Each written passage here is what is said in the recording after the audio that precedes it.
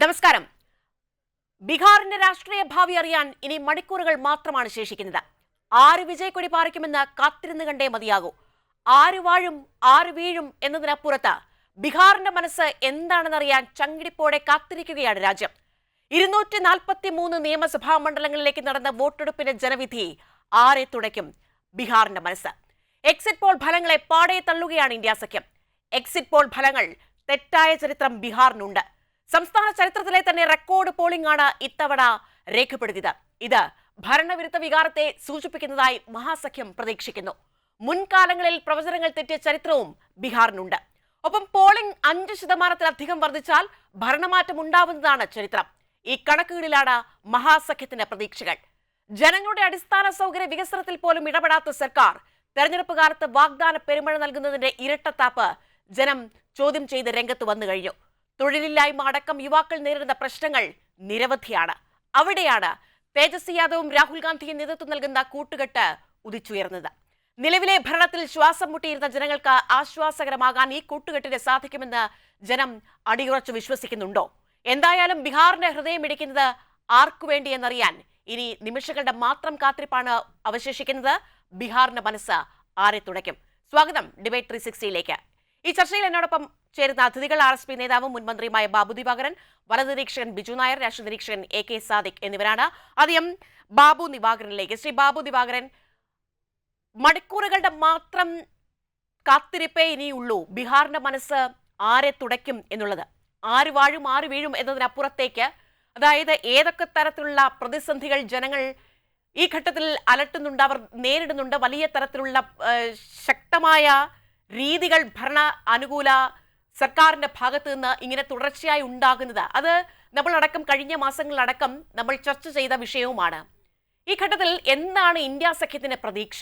എത്രത്തോളം ഒരു ആത്മവിശ്വാസം ഈ ഘട്ടത്തിൽ, അതായത് ഈ തലേ രാത്രിയിൽ, നാളെ തെരഞ്ഞെടുപ്പ് ഫലം വരാൻ പോവുകയാണ്, ഇന്ന് ഈ രാത്രിയിൽ സംസാരിക്കുമ്പോൾ എത്രത്തോളം ആത്മവിശ്വാസമുണ്ട്? ബീഹാറിലെ തെരഞ്ഞെടുപ്പ് ഇന്ത്യയിൽ മറ്റേതൊരു സംസ്ഥാനത്ത് നടക്കുന്ന തെരഞ്ഞെടുപ്പിനേക്കാൾ ഒരുപാട് പ്രത്യേകതകളുള്ളതാണെന്ന് നമുക്കറിയാം. പ്രധാനമായും അവിടെ ഏതെങ്കിലും ഒരു രാഷ്ട്രീയ ഐഡിയോളജിയിൽ ബേസ് ചെയ്തുള്ള ഒരു തെരഞ്ഞെടുപ്പല്ല ബീഹാറിൽ നടക്കുന്നത്. അവിടെ പലപ്പോഴും അധികാരത്തിലിരിക്കുന്ന ഗവൺമെൻറ്റുകളുടെ പ്രവർത്തനങ്ങൾ വിലയിരുത്തുന്നതോടൊപ്പം തന്നെ അതിൻ്റെ അവിടുത്തെ ജാതി മത ജാതിയുടെ ഉപജാതി, പിന്നെ ആര് മുഖ്യമന്ത്രിയാവണം, 88% OBCs ഉള്ളൊരു സംസ്ഥാനം എന്ന നിലയിൽ ആ OBCയിൽ തന്നെ ഉപവിഭാഗങ്ങളിൽ നിന്ന് ആര് മുഖ്യമന്ത്രിയാവണം, ഇതൊക്കെയാണ് അവിടുത്തെ ചർച്ചകൾ തന്നെ. പക്ഷേ ഇത്തവണത്തെ ഒരു പ്രത്യേകത എന്ന് പറഞ്ഞാൽ സ്ത്രീകൾ ഏറ്റവും കൂടുതൽ വോട്ട് ചെയ്തിരിക്കുന്ന ഒരു തെരഞ്ഞെടുപ്പായിട്ടാണ് കണക്കുകൾ സൂചിപ്പിക്കുന്നത്. മാത്രമല്ല, കഴിഞ്ഞ മുൻ തെരഞ്ഞെടുപ്പുകളിൽ നിന്നെല്ലാം വിഭിന്നമായി 69% വോട്ടിംഗ് പോളിംഗ് 1951 ശേഷം ഇത്രയും പോളിംഗ് ഉണ്ടായിട്ടില്ല എന്നാണ് കണക്കുകൾ വ്യക്തമാക്കുന്നത്. അത് ആർക്ക് അനുകൂലമാണ് ആർക്ക് പ്രതികൂലമാണ് എന്നതിനെ സംബന്ധിച്ചുള്ള ചർച്ചയാണ് ഇപ്പോൾ നടക്കുന്നത്. ഇപ്പോൾ പറഞ്ഞതുപോലെ മണിക്കൂറുകൾക്കാകും നമുക്ക് നേരിട്ട് മനസ്സിലാക്കാൻ കഴിയുന്നത്. പിന്നെ എക്സിറ്റ് പോളുകൾ പറയുന്നതൊന്നുമില്ല. കഴിഞ്ഞ തവണ ജാർഖണ്ഡിലും വെസ്റ്റ് ബംഗാളിലും, അത് മാത്രമല്ല കഴിഞ്ഞ ലോക്സഭാ തെരഞ്ഞെടുപ്പിൽ ആദ്യത്തെ എക്സിറ്റ് പോളുകളെല്ലാം 400 സീറ്റിലധികം NDA ജയിക്കാൻ പോകുന്നു എന്നാണ് വന്നത്. അവസാനം ഫലം വന്നപ്പോൾ നമ്മൾ കണ്ടു. അതുകൊണ്ട് എക്സിറ്റ് പോളുകളെ, അത് മാത്രമല്ല ബീഹാറിലെ തെരഞ്ഞെടുപ്പ് പൂർത്തിയാകുന്നതിന് മുമ്പ് ഏകദേശം 7-8% പോളിംഗ് നടക്കുന്നതിന് മുമ്പാണ് ഈ എക്സിറ്റ് പോളുകളെല്ലാം അവരുടെ റിസൾട്ട് വരെ. ഇപ്പോൾ ഈ തെരഞ്ഞെടുപ്പിൻ്റെ ഒരു പ്രത്യേകത ഞാൻ കാണുന്നത്, അവിടുത്തെ കണക്കുകൾ സൂചിപ്പിക്കുന്നത് ഏകദേശം 43 ലക്ഷത്തോളം വോട്ടുകൾ അധികമായി ചെയ്തിട്ടുണ്ട്. കഴിഞ്ഞ 2020 ചെയ്തതിനേക്കാൾ 43 ലക്ഷത്തോളം വോട്ടുകൾ. അതായത് ഒരു കോൺസ്റ്റിറ്റ്യുവൻസിയിൽ 234 കോൺസ്റ്റിറ്റ്യുവൻസിയിലായി നടക്കുമ്പോൾ ഒരു കോൺസ്റ്റിറ്റ്യുവൻസിയിൽ 29,000 വോട്ടുകൾ അധികമായി ചെയ്തിട്ടുണ്ട്. അതിൽ ഒരു നല്ല ശതമാനം സ്ത്രീകളുടെ വോട്ടാണ്. ഇത് ആർക്ക് അനുകൂലമായി എന്നതായിരിക്കും ഈ തെരഞ്ഞെടുപ്പിൽ തീരുമാനിക്കപ്പെടുന്നത് എന്നാണ് ഞാൻ മനസ്സിലാക്കുന്നത്. ഈ 29,000 വോട്ടുകൾ അധികമായി ചെയ്തു ഒരു കോൺസ്റ്റിറ്റ്യുവൻസി ആവറേജ് ഞാൻ പറയുകയാണ്, അത് ആർക്ക് അനുകൂലമായി, അതാണ് നമ്മൾ വിലയിരുത്തേണ്ടത്. അവിടെ ഈ തെരഞ്ഞെടുപ്പിന് മുമ്പായി മറ്റെല്ലാ തെരഞ്ഞെടുപ്പുകളിലും NDA കാണിച്ചിട്ടുള്ളതുപോലെ ഒരുപാട് ഗിമ്മിക്സുകൾ അവർ കാണിച്ചു. പക്ഷേ അതിൽ 20 വർഷമായി അധികാരത്തിലിരിക്കുന്ന നിതീഷ് കുമാർ അവിടെ സ്ത്രീ ശാക്തീകരണത്തിന് വേണ്ടി കുറേ നടപടികൾ സ്വീകരിച്ചിട്ടുണ്ടോ എന്നൊരു വസ്തുതയാണ്. അതെല്ലാവരെയായിട്ട് തെരഞ്ഞെടുപ്പ് പ്രഖ്യാപിച്ചതിന് ശേഷം മുഖ്യമന്ത്രിയുടെ മഹിളാ റോസ്ഗാർ യോജന എന്ന പേരിൽ അവിടുത്തെ സ്ത്രീകൾക്കെല്ലാം 10,000 രൂപ വെച്ചാണ് അക്കൗണ്ടിൽ മാറ്റി കൊടുത്തത്. അത് ഇലക്ഷൻ കമ്മീഷനിൽ ചോദ്യം ചെയ്തപ്പോൾ ഇലക്ഷൻ കമ്മീഷൻ പറഞ്ഞത് ഒരു ഓൺഗോയിങ് സ്കീമാണ്, അതുകൊണ്ട് ഞങ്ങൾക്ക് അതിൽ ഇടപെടാൻ കഴിയുന്നില്ല എന്നാണ്. ഇപ്പോൾ 10,000 ബീഹാറിലെ സ്ത്രീകളെ സംബന്ധിച്ചിടത്തോളം 10,000 രൂപ കയ്യിൽ വരിക എന്ന് പറയുന്നത് നമ്മൾ കേരളത്തിലെയോ അല്ലെങ്കിൽ തമിഴ്നാട്ടിലെയോ ആന്ധ്രയിലെയോ പോലും ഉള്ള സ്ത്രീകളെ പോലെയല്ല. അതിലെ മഹാഭൂരിപക്ഷം വരുന്നവരും അൺഎംപ്ലോയിഡ് ആയിട്ടുള്ള വീടുകളിൽ വീട്ടമ്മമാരെ, അവിടെ ആ കൃഷിയിടങ്ങളിൽ സീസണലായിട്ട് വരുന്ന കൃഷി ഇറക്കുന്നതിനും കൃഷി എടുക്കുന്നതിനുമായി മാത്രം ജോലി ചെയ്യുന്ന സ്ത്രീകളാണ് മഹാഭൂരിപക്ഷം വരുന്നത്. പിന്നെ അത് മാത്രമല്ല, പുരുഷന്മാരിൽ നല്ലൊരു ശതമാനം അന്യ സംസ്ഥാനങ്ങളിലേക്ക് ജോലിക്ക് പോകുന്നവരാണ്. അതുകൊണ്ട് ഈ സ്ത്രീ വോട്ടർമാർ അവിടെ വീടുകളിലിരുന്ന് ഇതുപോലെ കിട്ടുന്ന എന്തെങ്കിലും അവരെറിഞ്ഞു കൊടുക്കുന്ന ഈ കാര്യങ്ങൾ സ്വീകരിച്ചിട്ട് അതിനനുകൂലമായി ചിന്തിച്ചിട്ടുണ്ടോ? അത് നമ്മൾ നാളെ വിലയിരുത്താൻ പോകുന്ന ഒരു സംഗതി അതാണ്. തെരഞ്ഞെടുപ്പിന് തൊട്ട് മുമ്പായി സെപ്റ്റംബർ മാസത്തിൽ തുടങ്ങിയ പ്രോജക്റ്റാണ് 10,000 രൂപ വീതം വീട്ടമ്മമാർക്കെല്ലാം കൊടുക്കുക എന്ന് പറയുന്ന ഒരു സ്കീം. അത് എത്രത്തോളം അത് കണ്ടിട്ടാണെന്ന് തോന്നുന്നു നമ്മുടെ മുഖ്യമന്ത്രിയും ഇപ്പോൾ തെരഞ്ഞെടുപ്പിന് മുമ്പായി ഈ ഇതുപോലുള്ള ഫീബീസ് ഇങ്ങനെ ഡിസ്ട്രിബ്യൂട്ട് ചെയ്യാൻ തീരുമാനിച്ചത്. ഇതൊക്കെ തന്നെ പിന്നെ ഞാൻ അതിനെല്ലാം ഉപരിയായി ഈ ഇന്ത്യ രാജ്യത്ത് നേരിടുന്ന മുഖ്യ പ്രശ്നങ്ങൾ, നമ്മുടെ സാമ്പത്തിക ബാധ്യത അല്ലെങ്കിൽ തൊഴിലില്ലായ്മ, ഇതൊക്കെ വളരെ സജീവമായി ചർച്ച ചെയ്യപ്പെടുന്ന കേരളത്തിലെയോ അല്ലെങ്കിൽ തമിഴ്നാട്ടിലെയോ ആന്ധ്രയിലെയോ അല്ലെങ്കിൽ മറ്റ് സംസ്ഥാനങ്ങളിലെ പോലെ ചർച്ച ചെയ്യപ്പെട്ട് അതിൻ്റെ വെളിച്ചത്തിൽ അതിൽ രണ്ട് മുന്നണികളും തിരിക്കുന്ന ഒരു ഐഡിയോളജി, പൊളിറ്റിക്കൽ ഐഡിയോളജി എന്താണ്, ഇതൊന്നും നോക്കിയല്ല ബീഹാറിലെ തെരഞ്ഞെടുപ്പ് നടക്കുന്നത്. അതുകൊണ്ട് അവിടുത്തെ തെരഞ്ഞെടുപ്പ് അതിന് ഞാൻ ബീഹാറിലെ ആളുകളെ കുറച്ച് കാണാൻ വേണ്ടിയില്ല. അവിടുത്തെ സാക്ഷരത, മറ്റു കാര്യങ്ങൾ, ഈ തെരഞ്ഞെടുപ്പൊക്കെ നമ്മൾക്കിപ്പോൾ ഇവിടെ തന്നെ ഇപ്പോൾ അറിയാം, ഇപ്പോൾ 10-15 മാധ്യമങ്ങളിലൂടെ കേരളത്തിലെ എല്ലാ വോട്ടർമാരിലേക്കും എല്ലാ ഭാഗവും എത്തും. ഈ തെരഞ്ഞെടുപ്പിൽ ചർച്ച ചെയ്യപ്പെടുന്ന എല്ലാ വിഷയങ്ങളും സ്ത്രീകളിലേക്ക് എത്തും. പക്ഷെ അതല്ല ബീഹാറിലെ സ്ഥിതി. എത്ര പേര് TV കാണുന്നവരുണ്ട്, എത്ര പേര് പത്രം വായിക്കുന്നവരുണ്ട്, എത്ര പേര് ഈ കാര്യങ്ങൾ ചർച്ച ചെയ്യുന്നവരുണ്ട്? വളരെ ചെറിയൊരു ശതമാനം മാത്രമാണ്. ഒരു 10% സ്ത്രീകൾ മാത്രമായിരിക്കും ഇതുപോലുള്ള. അപ്പോൾ അവിടുത്തെ പ്രചണ്ഡമായ പ്രചരണം. പിന്നെ അവർക്കുണ്ടായിരുന്ന മെഷീനറി, NDAക്ക് ഉണ്ടായിരുന്ന 20 വർഷമായി അധികാരത്തിലിരിക്കുന്നവർക്കുണ്ടാകുന്ന മെഷീനറി, ആ മെഷീനറി മുഴുവനായിട്ട് ഈ തെരഞ്ഞെടുപ്പിൽ അവരുപയോഗിച്ചു. പ്രതിപക്ഷത്ത് നിൽക്കുന്നവർ അവിടെ വോട്ടേഴ്സ് ലിസ്റ്റ് തൊട്ട് മുമ്പ് നടത്തിയ SIR ഇൻറ്റൻസീവ് റിവിഷൻ, അതിനകത്തുനിന്ന് 45-50 ലക്ഷത്തോളം വോട്ടർമാർ, അതിലും മഹാഭൂരിപക്ഷം സ്ത്രീകളാണെന്നാണ് ഞാൻ മനസ്സിലാക്കുന്നത്. സ്ത്രീകളുടെ വോട്ടേഴ്സിനെ വെട്ടി, ലിസ്റ്റിൽ നിന്ന് മാറ്റി. ഇതൊക്കെ എങ്ങനെ ഈ തെരഞ്ഞെടുപ്പിൽ പ്രതിഫലിക്കും എന്നുള്ളത് കണ്ടു തന്നെ അറിയേണ്ട കാര്യമാണെന്നാണ് എൻ്റെ ഒരു വിശ്വാസം. പക്ഷേ ഒരു കാര്യം, ഇത്രയും വലിയ ഒരു ഹൈപ്പിൽ ഇത്രയും അധികം ആളുകൾ ഇറങ്ങി അന്ന് വോട്ടേഴ്സിനെ വോട്ട് ചെയ്യുന്നു എന്ന് പറഞ്ഞാൽ അതൊരു ആൻറ്റി ഇൻകംബൻസി ഫാക്ടർ അതിനകത്തുണ്ട് എന്നാണ് ഞാൻ മനസ്സിലാക്കുന്നത്. ഓക്കെ, വ്യക്തമാണ്. ആദ്യഘട്ടത്തിൽ ഞാൻ രണ്ടാം ഘട്ടത്തിലേക്ക് അങ്ങയിലേക്ക് മടങ്ങിയെത്തുകയും ചെയ്യാം. ശ്രീ ബിജു നായർ, എന്താണ് NDAയുടെ പ്രതീക്ഷ? നമ്മുടെ പ്രതീക്ഷ ഇപ്പോൾ എക്സിറ്റ് പോളുകളിൽ കൂടെ തന്നെ വന്നു കഴിഞ്ഞിരിക്കുകയാണ്. ഇപ്പോൾ താങ്കൾ നേരത്തെ പറഞ്ഞു എക്സിറ്റ് പോളുകൾ ബീഹാറിൽ തെറ്റിപ്പോയിട്ടുണ്ടെന്ന്. കഴിഞ്ഞ പ്രാവശ്യം മഹാഗഡ്ബന്ധൻ ജയിക്കും എന്ന് പറഞ്ഞ എക്സിറ്റ് പോളാണ് NDA ജയിച്ചത് എന്നുള്ളതാണ്. അപ്പോൾ അതുകൊണ്ട് തന്നെ കഴിഞ്ഞ പ്രാവശ്യത്തെ തെറ്റ് നമുക്ക് അനുകൂലമായിരുന്നെങ്കിൽ ജനറലി നമ്മളിവിടെ ചിന്തിക്കേണ്ടത് എന്താണെന്ന് വെച്ചാൽ എന്തുകൊണ്ട് ജനങ്ങൾ NDAക്ക് വോട്ട് ചെയ്യുന്നു എന്നുള്ളത് അനലൈസ് ചെയ്യുന്നതായിരിക്കും കൂടുതൽ അഭികാമ്യം എന്നെനിക്ക് തോന്നുന്നു. കാരണം കുറച്ചു കാലമായിട്ട് നമ്മൾ തന്നെ പറഞ്ഞുകൊണ്ടിരിക്കുന്നത് ബീഹാറിലെ കക്ഷി നിലകൾ അത് NDA സർക്കാരിനെ തന്നെ ഇന്ന് താങ്ങി നിർത്തുന്ന ഒരു പ്രാധാന്യം ഇന്നവർക്ക് കേന്ദ്രത്തിലുണ്ട്. അപ്പോൾ അതുകൊണ്ട് തന്നെ ബീഹാറിന് ഒരുപാട് നമ്മൾ സഹായിക്കുന്നതായിട്ട് തന്നെ നമ്മൾ കഥകൾ പറഞ്ഞ് ഇവിടെ ചർച്ച ചെയ്തിട്ടുള്ളത് തന്നെയാണ്. ചുരുക്കം പറഞ്ഞാൽ ബീഹാറിൻ്റെ പ്രാധാന്യം ഇന്ന് പണ്ടത്തതിൽ നിന്നും ഒരുപാട് മുന്നോട്ട് വന്നിരിക്കുകയാണ്. അപ്പം അവരുടെ ശക്തമായ രാഷ്ട്രീയ മുന്നണി തന്നെയാണ് അതിൻ്റെ പ്രധാന കാരണം. ഇപ്പം എനിക്ക് മുമ്പ് സംസാരിച്ച സാർ പറയുകയുണ്ടായി സ്ത്രീകളുടെ വോട്ടിംഗ് ശതമാനം എത്രത്തോളം കൂടിയിരിക്കുന്നു എന്നുള്ളത്.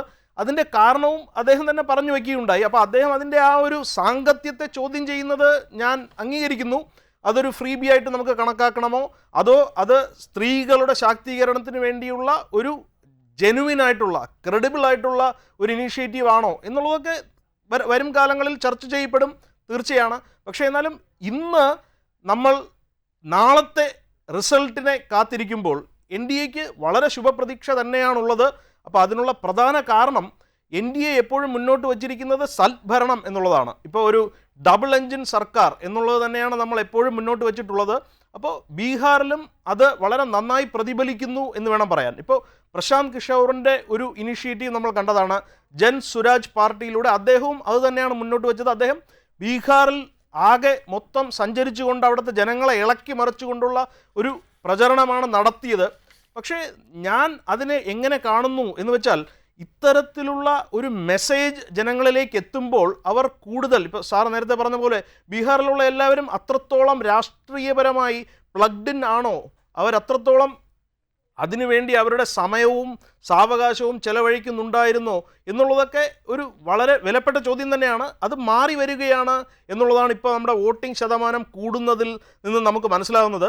അപ്പോൾ കഴിഞ്ഞ കുറേ കാലങ്ങളായി നമ്മൾ നടത്തിയെടുത്തിട്ടുള്ള ഭരണത്തിൻ്റെ ഒരു പ്രത്യാഘാതം ആയിട്ട് തന്നെയാണ് ജനങ്ങൾ ഈ ഒരു തെരഞ്ഞെടുപ്പിലും മുന്നോട്ട് വന്ന് വോട്ട് ചെയ്തിട്ടുണ്ട് എന്ന് തന്നെയാണ് എനിക്ക് വളരെ ഉറച്ച ഒരു വിശ്വാസമുള്ളത്. മാത്രമല്ല ഇപ്പോൾ ശശി തരൂർ തന്നെ ഈ ഇടയ്ക്കായിട്ട് എഴുതിയ ഒരു ലേഖനത്തിനെക്കുറിച്ച് നമുക്കറിയാം. എന്താണത്? ഡൈനാസ്റ്റിക് പൊളിറ്റിക്സ് എന്നുള്ളത് ഇന്ത്യ ഒട്ടാകെയുള്ള ഒരു ശാപമാണ്. ഇപ്പോൾ ബീഹാറിൽ നമുക്ക് വളരെ കൃത്യമായി നമുക്ക് കാണുവാൻ സാധിക്കുന്നതാണ്.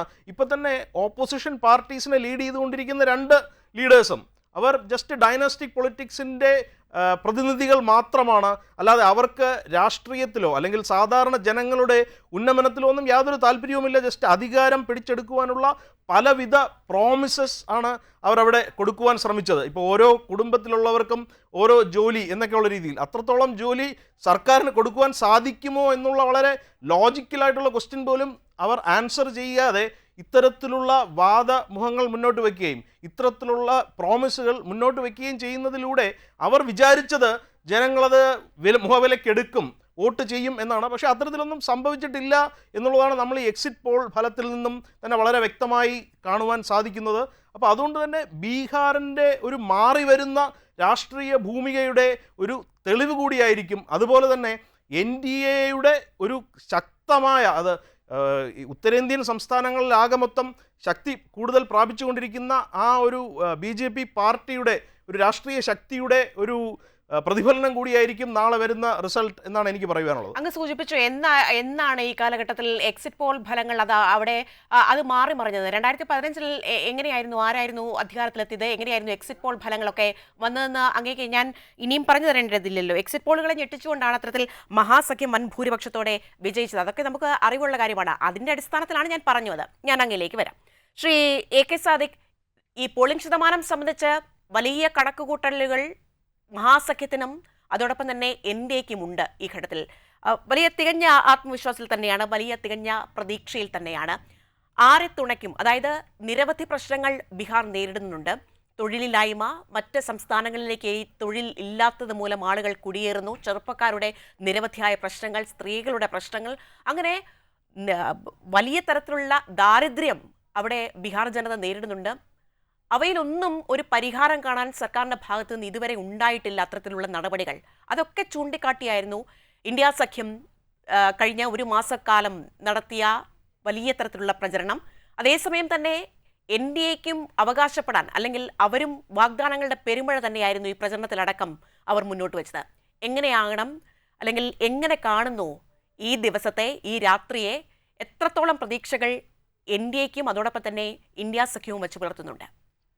നാളെ എന്ന് പോലും പറയണ്ട, കേവലം 12 മണിക്കൂറുകൾ കൂടി കഴിയുമ്പോൾ ബീഹാറിൻ്റെ ജനവിധി ഏത് ഭാഗത്തേക്ക് ചാഞ്ഞു എന്ന് കൃത്യമായി നമ്മൾക്കറിയാം. മിസ് മേഘ, പണ്ട് നമ്മളുടെ ഈ ആകാശവാണിയിൽ കാലാവസ്ഥ പറയുന്ന ഒരു പരിപാടി ഉണ്ടായിരുന്നു.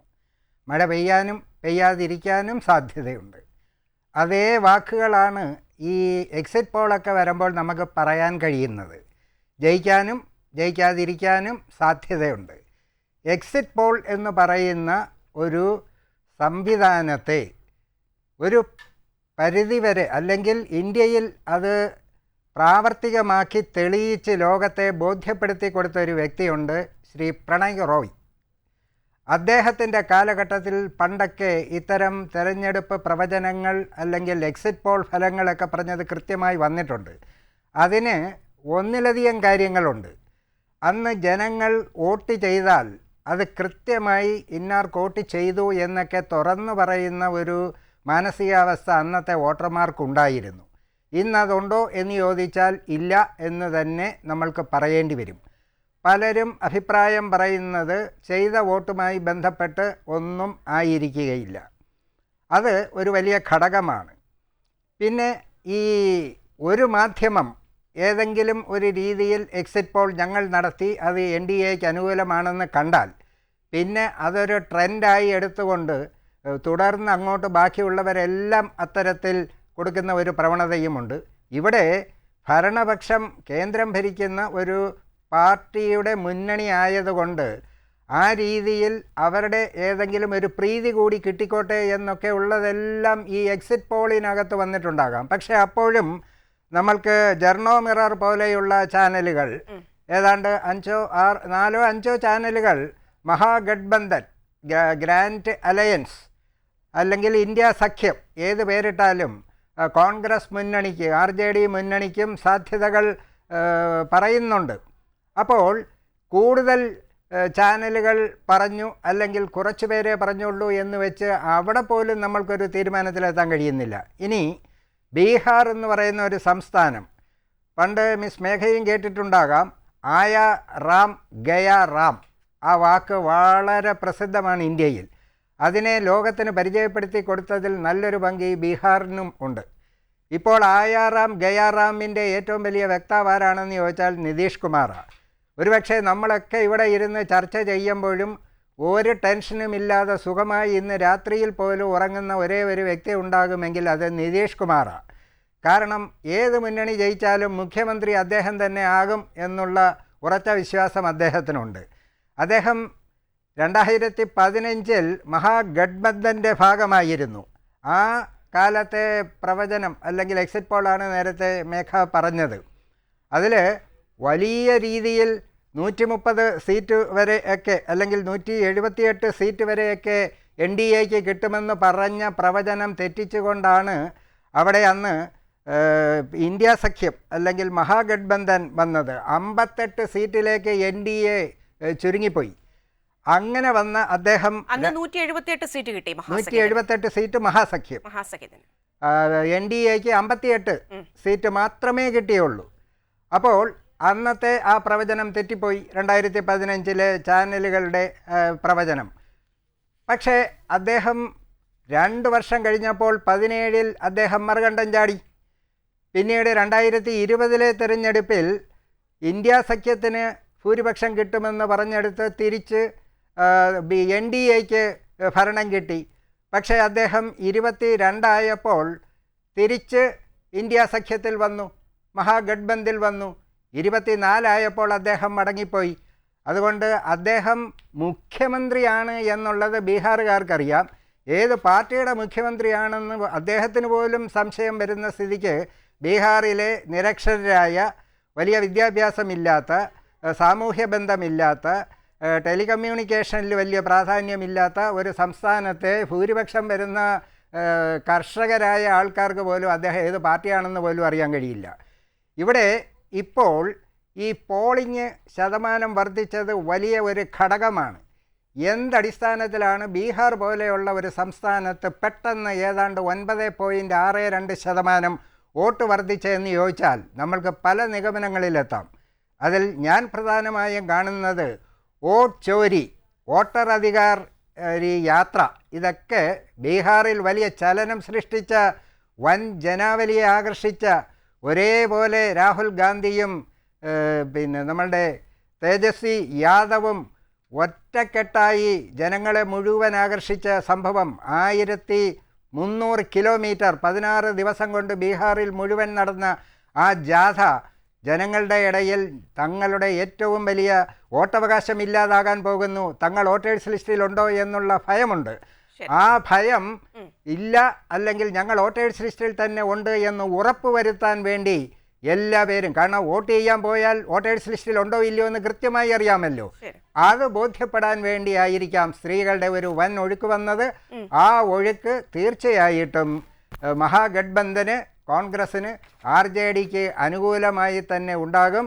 ഏതാണ്ട് 20 വർഷം തുടർച്ചയായും ഏതാണ്ട് 10ാമത്തെ തവണ മത്സരിക്കുകയും ചെയ്യുന്ന തുടർ ഭരണത്തിൽ നമ്മളുടെ നിതീഷ് കുമാറിൻ്റെ ഭരണത്തോട് വലിയ എതിർപ്പുണ്ടാകാനുള്ള എല്ലാ സാധ്യതയുമുണ്ട്.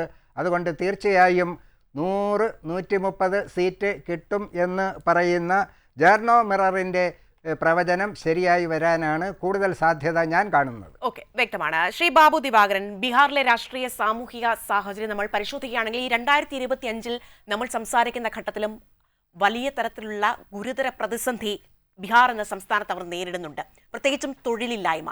ഇന്ത്യ സഖ്യം അതൊക്കെ ഉയർത്തിക്കാട്ടി, അല്ലെങ്കിൽ തേജസ്വി യാദവ് ഈ 10 ലക്ഷം ഈ തൊഴിലവസരങ്ങൾ, ജോലികളൊക്കെ വാഗ്ദാനം നൽകിയത് അത് യുവാക്കൾക്കിടയിലൊക്കെ വലിയ സ്വാധീനം ചെലുത്തി. പ്രത്യേകിച്ചും നിരവധിയായിട്ടുള്ള ആളുകൾ ഈ സംസ്ഥാനം വിട്ട്, ബീഹാർ വിട്ട് മറ്റ് സംസ്ഥാനങ്ങളിലേക്ക് ജോലിക്കായും ഒക്കെ കുടിയേറിപ്പോകുന്ന നിരവധിയായ ആളുകൾ, നിരവധി പ്രശ്നങ്ങൾ അവിടെ ഈ തൊഴിലില്ലായ്മ അടക്കമുണ്ട്. മറ്റൊരു പ്രശ്നമാണ് ദാരിദ്ര്യം, കാർഷിക പ്രശ്നങ്ങൾ.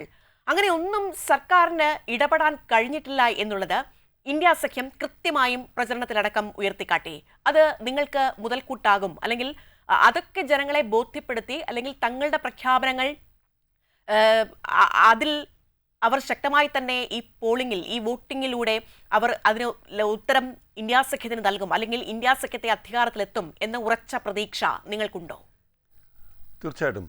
മുമ്പേ ഇവിടെ എൻ്റെ സുഹൃത്ത് സാദിഖ് ചൂണ്ടിക്കാണിച്ചതുപോലെ ശ്രീമൻ രാഹുൽ ഗാന്ധിയും തേജസ്വി യാദവും കൂടെ നടത്തിയ ആ യാത്ര പതിവിന് വിപരീതമായി മുമ്പൊരിക്കലും ഉണ്ടായിട്ടില്ലാത്ത നിലയിൽ ബീഹാറിൽ ഈ തെരഞ്ഞെടുപ്പുമായി ബന്ധപ്പെട്ട പ്രശ്നങ്ങൾ ഉയർത്തിക്കൊണ്ടുവരുന്നത്, അത് ജനങ്ങളിലേക്ക് എത്തിക്കുന്നു. സാധാരണ നമ്മളെ ഇവിടെയൊക്കെ നടക്കുന്ന ടി വിയിലൂടെയും ഇതിലൂടെ അവിടെ ബീഹാറിൽ അതൊന്നും നടക്കില്ല. അതുകൊണ്ടാണ് അവർ കാൽനടയായും അല്ലാതെയും നേരിട്ട് വോട്ടർമാരുമായി നടത്തിയ ഈ ഒരു ചർച്ച, അത് വലിയ ഒരു ഉണർവ് അവിടുത്തെ വോട്ടർമാരിലുണ്ടാക്കി. അതുകൊണ്ടാണ് ഈ പോളിംഗ് ശതമാനം കൂടാനുള്ള പ്രധാന കാരണം അതുതന്നെയാണ്. അതുകൊണ്ട് തന്നെ അത് മഹാസഖ്യത്തിന് അനുകൂലമായ ഒരു ഘടകമായി തന്നെ കാണേണ്ടതായിട്ടുണ്ട്. അത് നാളെ ഇപ്പോൾ സൂചിപ്പിച്ച പോലെ ഏതാനും മണിക്കൂറുകൾക്കകം നമുക്ക് മനസ്സിലാക്കാൻ. പക്ഷേ ഇതിനു മുമ്പ് തന്നെ അവിടെ ബീഹാറിൽ ഈ വോട്ടേഴ്സ് ലിസ്റ്റ് സമ്മറി റിവിഷൻ്റെ ഇൻറ്റൻസീവ് റിവിഷൻ്റെ ഭാഗമായി അവിടെ അധികാരത്തിലിരുന്ന നിതീഷ് കുമാർ ഒരുപാട് കാര്യങ്ങൾ ചെയ്തിട്ടുണ്ട്. അവർക്ക് തിരിച്ചു വരുന്നതിന് വേണ്ടിയിട്ട് അവരുടെ മെഷീനറി മുഴുവൻ അവർ ഉപയോഗിച്ചിട്ടുണ്ട്. സ്വാഭാവികമായിട്ടും ബീഹാർ പോലെ ഒരു സംസ്ഥാനം, നമ്മളെ ഇവിടുത്തെ പോലെ ഈ വോട്ടർമാരെല്ലാം അത്ര വിജിലൻ്റായി ഓരോ കാര്യങ്ങളിലും ഈ ശ്രദ്ധിക്കുന്നവരൊന്നും അല്ല. ഇവിടെ ഇപ്പം മുമ്പേ ചോദിച്ച പോലെ അവർ വോട്ട് ചെയ്യാൻ പോകുമ്പോഴാണ് അവർക്ക് വോട്ടുണ്ടോ ഇല്ലയോ എന്നുള്ളത്. അതിന് മുമ്പ് നമ്മളെ ഇവിടുത്തെ കണക്ക് മൊബൈൽ ഫോൺ എടുത്ത് കുത്തി നോക്കി എൻ്റെ വോട്ട് അതിനകത്തുണ്ടോ എന്ന് നോക്കാൻ അറിയാവുന്നവരല്ല ബീഹാറിലെ വോട്ടർമാർ. സ്വാഭാവികമായും ആ യാത്രയും രാഹുൽ ഗാന്ധിയുടെ നേതൃത്വത്തിൽ നടത്തിയ ആ ഒരു വലിയ പ്രചരണം വോട്ടേഴ്സ് ഉറപ്പുവരുത്തുന്നതിനും വോട്ടേഴ്സ് ലിസ്റ്റിൽ അവർ നടത്താൻ ശ്രമിച്ച കൃത്രിമത്തെ ഒരു പരിധി വരെ തടഞ്ഞു നിർത്തുന്നതിനും കഴിഞ്ഞു എന്നാണ് എൻ്റെ വിശ്വാസം. പിന്നെ ഈ അവിടുത്തെ യഥാർത്ഥ പ്രശ്നങ്ങൾ, ഇപ്പോഴും ബീഹാറിലെ പ്രശ്നങ്ങൾ എന്താണ്? ബീഹാറിലെ മഹാഭൂരിപക്ഷം വരുന്ന മെയിൽ വോട്ടേഴ്സും അന്യ സംസ്ഥാനങ്ങളെ ആശ്രയിച്ച് ജീവിക്കുന്നവരാണ്. അവർക്ക് ഈ കൃഷി ഇറക്കുന്ന ഏതാനും ദിവസങ്ങൾ, അതുപോലെ കൃഷി എടുക്കുന്ന ഏതാനും ദിവസങ്ങൾ, ആ ദിവസങ്ങൾ മാത്രമാണ് ബീഹാറിൽ അവർക്ക് എന്തെങ്കിലും തൊഴിലുള്ളത്. അഗ്രികൾച്ചർ ഒരു സ്റ്റേറ്റ് എന്നുള്ള നിലയിൽ മറ്റെന്ത് തൊഴിലാണോ കിട്ടുന്നത്? ഇപ്പോൾ ആ ഒരു സാഹചര്യം, തൊഴിലില്ലായ്മ ചൂഷണം ചെയ്യുന്നതിന്. ഇപ്പോൾ ഇവിടെ എൻ്റെ സുഹൃത്ത് പറഞ്ഞു ഫീബീസ് എന്ന്, തിരഞ്ഞെടുപ്പിൻ്റെ തലേ ദിവസമാണ്, അല്ലെങ്കിൽ സെപ്റ്റംബർ മാസത്തിലാണ് അവിടെ ഈ 10,000 രൂപ വെച്ച്. ഞാൻ പറഞ്ഞ സ്ത്രീ ശാക്തീകരണം അവർ പറഞ്ഞ 20 വർഷമായി ചെയ്യാത്തൊരു കാര്യം, തിരഞ്ഞെടുപ്പിൻ്റെ തലേ ദിവസം തിരഞ്ഞെടുപ്പ് പ്രഖ്യാപിക്കുന്നതിന് ശേഷം എല്ലാ സ്ത്രീകൾക്കും 10,000 രൂപ വെച്ച് വിതരണം ചെയ്ത അത് സ്ത്രീ ശാക്തീകരണത്തിൻ്റെ ഭാഗമാണോ? അത് ഞാൻ പറയുന്നത് അഡ്വാൻസായി വോട്ടിനുള്ള പൈസ കൊടുത്തു എന്നാണ്. അഡ്വാൻസായിട്ട് അതിൻ്റെ പൈസ കൊടുക്കുകയാണ് സ്ത്രീകൾക്ക് വോട്ടർമാർ. അവിടുത്തെ ദാരിദ്ര്യത്തിൽ കഴിയുന്ന ആ സ്ത്രീകളെ സ്വാധീനിക്കാൻ വേണ്ടി നടത്തുന്ന ഇത് ഫീബി അല്ലെങ്കിൽ സ്ത്രീ ശാക്തീകരണത്തിൻ്റെ അല്ലെങ്കിൽ വികസനത്തിൻ്റെ ഭാഗമാണെന്ന് എങ്ങനെ പറയാൻ കഴിയും? തെരഞ്ഞെടുപ്പ് പ്രഖ്യാപിച്ചതിന് ശേഷം എല്ലാ സ്ത്രീകൾക്കും, വീട്ടിലിരിക്കുന്ന എല്ലാ സ്ത്രീകൾക്കും 10,000 രൂപ വീതം ഒരു പ്രത്യേക പദ്ധതി മുഖ്യമന്ത്രി, അതിൻ്റെ പ്രൈം മിനിസ്റ്റേഴ്സ് റോസ്ഗാർ യോജന, രാജീവ് ഗാന്ധിയുടെ കാലത്ത് തുടങ്ങിയ പ്രൈം മിനിസ്റ്റേഴ്സ് റോസ്ഗാർ യോജന പോലെ ഒരു സ്കീം പ്രഖ്യാപിച്ച് 10,000 രൂപ വീതം വീട്ടിലെത്തിച്ചു കൊടുക്കുകയാണ് ഒരു സ്ത്രീക്ക്. സ്വാഭാവികമായിട്ടും അത് ജനങ്ങളെ സ്വാധീനിക്കാനുള്ള ഗിമ്മിക്കാണ്. അതുകൊണ്ട് തന്നെ ഈ തെരഞ്ഞെടുപ്പിൽ ഈ രാഹുൽ ഗാന്ധിയുടെ നേതൃത്വത്തിൽ നടത്തിയ വോട്ട് ചോറി യാത്ര തീർച്ചയായിട്ടും അവിടുത്തെ ജനങ്ങളിൽ ഒരു അവബോധമുണ്ടാക്കാൻ, അവരുടെ ആ റൈറ്റ്, അവരുടെ കോൺസ്റ്റിറ്റ്യൂഷണൽ റൈറ്റ്, വോട്ട് ചെയ്യാനുള്ള അവകാശം. മുമ്പ് അങ്ങനെ ആയിരുന്നില്ല ബീഹാറിൽ പലപ്പോഴും വോട്ടിംഗ് നടക്കുന്നത്. മാസമാസമായിട്ട് ചെയ്യുന്ന ആദ്യത്തെ ഒരു 1-2 മണിക്കൂർ വോട്ട് നടക്കും. അത് കഴിയുമ്പോൾ ബൂത്ത് പിടിച്ച് അവർ ആർക്കെങ്കിലും ആ സ്വാധീനമുള്ളവരാരാണോ, അതുകൊണ്ടാണല്ലോ ഇപ്പോഴും അവിടുത്തെ ഒരു സ്ഥാനാർത്ഥി മിസ്റ്റർ സിംഗ്, എന്തുവാ ആനന്ദ് സിംഗ്, ഒരു രാഷ്ട്രീയ പ്രവർത്തകനെ എതിർ സ്ഥാനാർത്ഥിയെ വെടിവെച്ച് വന്നതിന് ജയിലിൽ കിടക്കുക. ഞാൻ ഇന്ന് മനസ്സിലാക്കുന്ന, ഇന്ന് ഏതോ ഒരു പത്രത്തിൽ ഞാൻ വായിച്ചു, ആനന്ദ് സിംഗിൻ്റെ വീട്ടിൽ ഇപ്പോൾ എത്രയോ 100 പേരെ നിർത്തിയാൽ ലഡ്ഡു ഉണ്ടാക്കിക്കൊണ്ടിരിക്കുക നാളെ വിതരണം ചെയ്യാനെന്നാണ്. എന്നുവെച്ചാൽ അവർക്ക് അതൊക്കെയാണ് അവിടുത്തെ തെരഞ്ഞെടുപ്പിനെ സ്വാധീനിക്കുന്നത്. ആ ബൂത്ത് പിടിക്കുക, ബൂത്തിൽ പിന്നെ ശക്തമായി അവരുടെ ഗൂണ്ടകൾ ഇറങ്ങി ബൂത്ത് പിടിച്ച് വോട്ട് ചെയ്യുന്ന ഇതൊക്കെയായിരുന്നു കഴിഞ്ഞ കാലങ്ങളിലൊക്കെ പലപ്പോഴും നടന്നിട്ടുള്ളത്. അതിൽ നിന്നെല്ലാം വിഭിന്നമായി ഇത്തവണ ജനങ്ങളെ അവരെ ബോധവാന്മാരാക്കണം, വോട്ട് ചെയ്യുന്നതിനും ഈ പ്രശ്നങ്ങൾ, അവരുടെ വീട്ടിലെ അവരുടെ ദാരിദ്ര്യം, അവരുടെ തൊഴിലില്ലായ്മ, ഇതൊക്കെ ഉയർത്തിക്കൊണ്ട് വരുന്നതിന് ആ ജാഥയും തുടർന്നുള്ള മഹാസഖ്യത്തിൻ്റെ ഇന്ത്യ സഖ്യത്തിൻ്റെ ഒരുമിച്ചുള്ള കൂട്ടായ ഒരു ശക്തമായ പ്രവർത്തനവും തീർച്ചയായിട്ടും ബീഹാറിലെ വോട്ടർമാരെ അവരുടെ അവബോധം സൃഷ്ടിക്കുന്നതിന് സഹായിച്ചിട്ടുണ്ട്. അത് തീർച്ചയായിട്ടും ഈ തെരഞ്ഞെടുപ്പ് പ്രതിഫലിക്കുമെന്ന് തന്നെയാണ് ഞാൻ. ഓക്കെ, വ്യക്തമാണ്. ശ്രീ ബിജു നായർ, നിങ്ങൾ എന്ത് പറഞ്ഞാണ് അവിടെ വോട്ട് ചോദിച്ചത്? നിരവധിയായ പ്രശ്നങ്ങൾ ബീഹാർ എന്ന സംസ്ഥാനം അഭിമുഖീകരിക്കുന്നുണ്ട്. വലിയ തരത്തിലുള്ള ദാരിദ്ര്യം, ഒപ്പം തൊഴിലില്ലായ്മ ഇവിടെ ചൂണ്ടിക്കാണിച്ചതുപോലെ അങ്ങനെ വലിയ തരത്തിൽ സ്ത്രീകളെ പോലും ബാധിക്കുന്ന നിരവധിയായ വിഷയങ്ങൾ അവിടെ. എന്ത് വികസന പദ്ധതികളാണ് നിങ്ങൾ നടത്തിയത് എന്നടക്കമുള്ള ചോദ്യങ്ങൾ ഈ ഘട്ടത്തിൽ ഉയരുകയാണ്. അതായത് നിങ്ങൾ തെരഞ്ഞെടുപ്പിന് കുറച്ച് ദിവസങ്ങൾക്ക് മുൻപ് സ്ത്രീകളുടെ അക്കൗണ്ടിലേക്ക് പൈസ നൽകിയതിനപ്പുറത്തേക്ക് എന്താണ് നിങ്ങൾ അവിടെ ചെയ്ത വികസന കാര്യങ്ങൾ, അവരുടെ ക്ഷേമത്തിനായി ചെയ്ത കാര്യങ്ങൾ എന്നടക്കമുള്ള കാര്യങ്ങൾ ഈ ഘട്ടത്തിൽ ചോദ്യത്തിന് വിധേയമാവുകയാണ്. അതായത് ആളുകളെ പറ്റിക്കാനുള്ള ഒരു തന്ത്രമായി, ഗിമ്മിക്കായി നിങ്ങൾ മാറുന്നുണ്ടോ എന്നാണ് പറയുന്നത്. അതെ, അതിപ്പം അതിൻ്റെ ഫൈനൽ ഒരു റിസൾട്ട് നമുക്ക് നാളെ അറിയാൻ പറ്റുകയുള്ളൂ. പക്ഷേ വളരെ കൃത്യമായി തന്നെ ബീഹാർ മറ്റു സംസ്ഥാനങ്ങളുമായി താരതമ്യപ്പെടുത്തി നോക്കുമ്പോൾ വളരെയേറെ പിന്നോക്കം നിൽക്കുന്ന ഒരു സംസ്ഥാനമാണ്. ഇപ്പോൾ ബീമാരു സ്റ്റേറ്റ്സ് എന്ന ഒരു സ്ഥിതിവിശേഷത്തിലേക്ക് തന്നെ വന്നു. ഇപ്പം നമുക്ക് അറിയാം, ഇന്ത്യ സ്വാതന്ത്ര്യം കിട്ടിയ ആ സമയം തൊട്ട് കുറച്ചു കാലം കോൺഗ്രസ് ഭരിക്കുകയും പിന്നെ അവരിന്ന് വളരെ സൈഡ് ലൈൻ ചെയ്യപ്പെട്ടു പോവുകയും ചെയ്തത് എന്തുകൊണ്ടാണ്? ഇപ്പം ഗരീബി ഹട്ടാവോ എന്നൊക്കെയുള്ള മുദ്രാവാക്യം മുഴക്കിയത് ആരാണ് എന്ന് നമുക്കറിയാം. പക്ഷേ അതൊന്നും പ്രാവർത്തികമായില്ല എന്നുള്ളിടത്താണ് ഇന്ന് കോൺഗ്രസ് സൈഡ് ലൈൻഡായി പോയിട്ടുള്ളത്. ഇനി BJP എന്താണ് മുന്നോട്ട് വയ്ക്കുന്നത് എന്നുള്ളത് ഒരു പ്രത്യേക സംസ്ഥാനത്തിനോ അല്ലെങ്കിൽ ഒരു പ്രത്യേക ഇത്രയും കാലമായി അവിടെ വലിയ ദാരിദ്ര്യം അനുഭവിക്കുന്ന ഒരു ജനതയുണ്ട്. അവർക്കായി നിങ്ങൾ ഒന്നും ചെയ്യുന്നില്ല, ഒരു പദ്ധതികൾ പോലും ആവിഷ്കരിക്കുന്നില്ല. തൊഴിലില്ലായ്മ വലിയ തരത്തിലുള്ള ഗുരുതരമായ പ്രശ്നമാണ്. നിരവധിയായ യുവാക്കൾ തൊഴിൽ തേടി മറ്റ് ഇടങ്ങളിലേക്ക് പോകേണ്ടി വന്ന സാഹചര്യം. നിങ്ങൾക്ക് ഒരു സർക്കാർ അവിടെ ഉണ്ടെങ്കിൽ, ആത്മാർത്ഥമായ സർക്കാർ ഉണ്ടെങ്കിൽ ഒരു നടപടി സ്വീകരിക്കേണ്ടത് ആരുടെ ബാധ്യതയാണ്? നിങ്ങളിപ്പോൾ ചോദിച്ചു ഈ 10 ലക്ഷത്തോളം തൊഴിൽ നൽകും എന്ന് പറഞ്ഞ തേജസ്വി യാദവിന്റെ പ്രഖ്യാപനത്തെ അത് എത്രത്തോളം സാധ്യമാകും എന്നുള്ളത്. അതിനപ്പുറത്തേക്ക് നിങ്ങൾക്ക് ഇതുവരെയുള്ള നാളുകളിൽ അവിടെ ചെയ്യാൻ കഴിയാതെ പോയ കാര്യങ്ങളെക്കുറിച്ച് ചോദിക്കുമ്പോൾ മറ്റുള്ളവർക്ക് എങ്ങനെ ചെയ്യും, അത് പ്രഖ്യാപനങ്ങളിൽ മാത്രം ഒതുങ്ങും എന്നതിനപ്പുറത്തേക്ക് നിങ്ങൾക്ക് എന്തുണ്ട് മറുപടി? അതാണ് ചോദിക്കുന്നത്. അതെ, അതാണ് ഈ ഇത്തരത്തിലുള്ള വാഗ്ദാനങ്ങൾ പൊള്ളയാണ് എന്ന് ജനങ്ങൾ വിശ്വസിക്കുന്നു. ഇത്രയും കാലമായിട്ട് നിങ്ങൾ ഈ തെരഞ്ഞെടുപ്പ് പ്രചരണത്തിലടക്കം ഒരു വാഗ്ദാനവും NDAയുടെ ഭാഗത്തുനിന്ന് ഉണ്ടായിട്ടില്ല. ഞാൻ പറയുന്നത് വാഗ്ദാനങ്ങൾ കൊടുക്കുകയും ഭരണത്തിൽ കയറിയാൽ അത് സാക്ഷാത്കരിക്കാതിരിക്കുകയും ചെയ്യുന്ന പാർട്ടികളെ തിരിച്ചറിയുവാനുള്ള പ്രബുദ്ധത ജനങ്ങൾക്കുണ്ട് എന്ന് മനസ്സിലാക്കിയാൽ മതി. ഇപ്പോൾ കോൺഗ്രസിൻ്റെ ഇന്നത്തെ രാഷ്ട്രീയ സ്ഥിതിവിശേഷം ഉത്തരേന്ത്യയിൽ എങ്ങനെയാണ് എന്നുള്ളതിൻ്റെ കാരണം ഇത് തന്നെയാണ്. അല്ല ഇപ്പം നമ്മൾ BJPയെ കുറ്റപ്പറയുവാൻ വേണ്ടി നിങ്ങൾ പറഞ്ഞ വാഗ്ദാനങ്ങൾ അത് ഏതൊക്കെ പാലിക്കപ്പെട്ടിട്ടുണ്ട്, അത് ഏതൊക്കെ നടപ്പിലാക്കിയിട്ടുണ്ട് പറയൂ. അപ്പോൾ അതാണ് ഞാൻ പറഞ്ഞുകൊണ്ട് വരുന്നത്. ഇപ്പം കേന്ദ്ര സർക്കാർ ആവിഷ്കരിച്ച് നടപ്പാക്കുന്ന ഒരു പദ്ധതിയും ഏതെങ്കിലും ഒരു സംസ്ഥാനത്തിൻ്റെയോ അല്ലെങ്കിൽ ഏതെങ്കിലും ഒരു മതവിഭാഗത്തിൻ്റെയോ അല്ലെങ്കിൽ ഏതെങ്കിലും ഒരു ജാതിയുടെയോ പേര് പറഞ്ഞ് ഇംപ്ലിമെൻ്റ് ചെയ്യുന്നവയല്ല. ഇപ്പോൾ PM ആവാസ് യോജന എന്ന് പറഞ്ഞ് നമ്മൾ ഇന്ന് എന്തെങ്കിലും ചെയ്തിട്ടുണ്ടെങ്കിൽ അത് എല്ലാ സംസ്ഥാനത്തിലുള്ള ആളുകൾക്കും അതിൻ്റെ ഉപയോഗം കിട്ടിയിട്ടുണ്ട് എന്നുള്ളതാണ്. ഇനി നമുക്ക് റൂറൽ എംപ്ലോയ്മെൻറ്റ് ഗ്യാരണ്ടി, അത് മഹാത്മാഗാന്ധിയുടെ പേരിലുള്ളത് തന്നെയാണ്. പക്ഷേ അതിന് കാലാകാലങ്ങളിൽ ഫണ്ടിങ് അനുവദിച്ചുകൊണ്ട് ഇന്നും അത് നമ്മൾ മുന്നോട്ട് കൊണ്ടുപോയിക്കൊണ്ടിരിക്കുകയാണ്. അത് കേരളത്തിലുള്ളവർക്ക് തൊട്ട് എല്ലാ സംസ്ഥാനങ്ങളും മറ്റ് സംസ്ഥാനങ്ങളിലുള്ളവരുടെയും കാര്യമല്ലല്ലോ ചോദിച്ചത്. ബീഹാറിൽ കിട്ടിയിട്ടില്ല എന്നാണ് താങ്കൾ പറയുന്നത്. മേഘ ചുമ്മാ ഇടയിൽ കയറി സംസാരിക്കാനാണെങ്കിൽ താങ്കൾ പറഞ്ഞു കഴിഞ്ഞതുവരെ ഞാൻ വെയിറ്റ് ചെയ്യാൻ തയ്യാറാണ്. ഇടയിൽ കയറി സംസാരിക്കേണ്ട ആവശ്യമില്ല. അത് ഞാൻ ടോളറേറ്റ് ചെയ്യില്ല. I'm absolutely clear about it. If you have something to tell me, you can talk about it, okay? When I'm talking, please don't interrupt. ഞാൻ ചോദിച്ചുകൊണ്ടിരിക്കുന്നത് അങ്ങയോട് മേഘ വളരെ സമാധാനത്തോടെയല്ലേ ഞാൻ അല്ലല്ല മേഘ വളരെ കൃത്യമായിട്ട് ഒരു കാര്യം വീണ്ടും ചോദിക്കേണ്ട കാര്യമില്ല. താങ്കളുടെ ചോദ്യം എനിക്ക് മനസ്സിലായി. ശബ്ദമുയർത്തി സംസാരിച്ചാൽ എന്താണ്, ആരെ അടിച്ചമർത്താം എന്നാണ്, ആരുടെ ചോദ്യങ്ങൾ അടിച്ചമർത്താം എന്നാണ് താങ്കൾ വിചാരിക്കുന്നത്?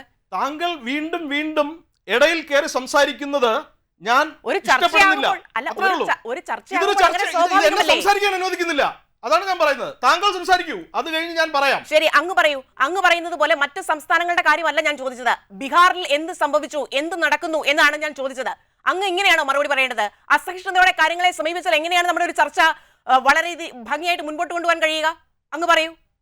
മേഘ, ഞാൻ സംസാരിക്കുമ്പോൾ താങ്കളാണ് ഇടപെട്ടത്, താങ്കൾ സംസാരിക്കുമ്പോൾ ഞാനല്ല ഇടപെട്ടത്. അസഹിഷ്ണുത ആരാണ് കാണിച്ചത് എന്ന് കേൾക്കുന്നവർക്ക് മനസ്സിലാകാവുന്നതേ ഉള്ളൂ. വളരെ സമാധാനത്തോടു കൂടിയല്ലേ വീണ്ടും താങ്കൾ അത് തന്നെയാണ് ചെയ്യുന്നത്. വീണ്ടും താങ്കൾ അത് തന്നെയാണ് ചെയ്യുന്നത്. മേഘ, you just look at what you're doing. You are interrupting me. ഞാൻ സംസാരിക്കുമ്പോൾ ഇടയിൽ കയറി സംസാരിക്കരുത്. താങ്കൾ സംസാരിക്കൂ, ഞാൻ കേട്ടോണ്ടിരിക്കാൻ തയ്യാറാണ്. അതാണ് ഞാൻ ചോദിച്ചത്.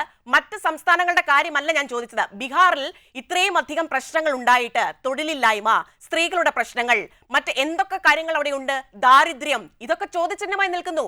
ഒരു സർക്കാരിന് ഇത്രയും കാലമായിട്ടും ഒന്നും പരിഹരിക്കാൻ, ഒന്നിലും ഇടപെടാൻ കഴിയുന്നില്ല എന്ന് പറഞ്ഞാൽ അത് പൂർണ്ണ പരാജയം എന്നല്ലേ അതിന്റെ അർത്ഥം? അതാണ് ഞാൻ ചോദിച്ചത്, മറ്റ് സംസ്ഥാനങ്ങളുടെ കാര്യമല്ല. പറയൂ ഇനി.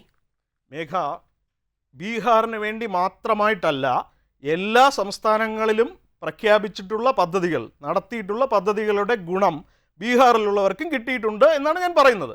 ഓക്കെ, അത് താങ്കൾക്ക് സ്റ്റാറ്റിസ്റ്റിക്സ് നോക്കിക്കഴിഞ്ഞാൽ മനസ്സിലാക്കാമെന്നുള്ളതേ ഉള്ളൂ. ഇനി ഞാൻ നേരത്തെ പറഞ്ഞ കാര്യം, ബീഹാറിനെ പോലെ ഒരുപാട് ഉത്തരേന്ത്യൻ സംസ്ഥാനങ്ങൾ പിന്നോക്കം നിൽക്കുന്നതിൻ്റെ വലിയൊരു കാരണം സ്വാതന്ത്ര്യം കിട്ടിയതിന് ശേഷമുള്ള ഒരുപാട് ദശകങ്ങളിൽ അവർക്ക് വലുതായൊന്നും പുരോഗമിക്കുവാൻ സാധിച്ചിട്ടില്ല. അതിൻ്റെ ഒരു ഫലമായിട്ടാണ് കോൺഗ്രസ് ഉൾപ്പെടെയുള്ള അവിടെ ഭരിച്ചുകൊണ്ടിരുന്ന ഒരുപാട് രാഷ്ട്രീയ പാർട്ടികൾ ഇന്ന് പാർശ്വവൽക്കരിക്കപ്പെട്ടിരിക്കുന്നത്. ഇതൊക്കെ നമുക്ക് കൃത്യമായിട്ട് അറിയാം. ഇന്നിപ്പോൾ എക്സിറ്റ് പോളുകൾ, ഇന്നിപ്പോൾ നമ്മൾ ചർച്ച ചെയ്യണമെങ്കിൽ നാളെ നമുക്ക് റിസൾട്ടിനെ കുറിച്ച് ചർച്ച ചെയ്യാം. ഇന്ന് നമ്മൾ ചർച്ച ചെയ്യണമെങ്കിൽ എക്സിറ്റ് പോളുകളെക്കുറിച്ചാണ് ചർച്ച ചെയ്യേണ്ടത്. എക്സിറ്റ് പോളുകളിൽ പോലും NDA ജയിക്കും എന്നാണ് പറയുന്നത്. പക്ഷേ അതൊന്നും നമുക്ക് മുഖലേക്ക് എടുക്കേണ്ട കാര്യമൊന്നുമില്ല.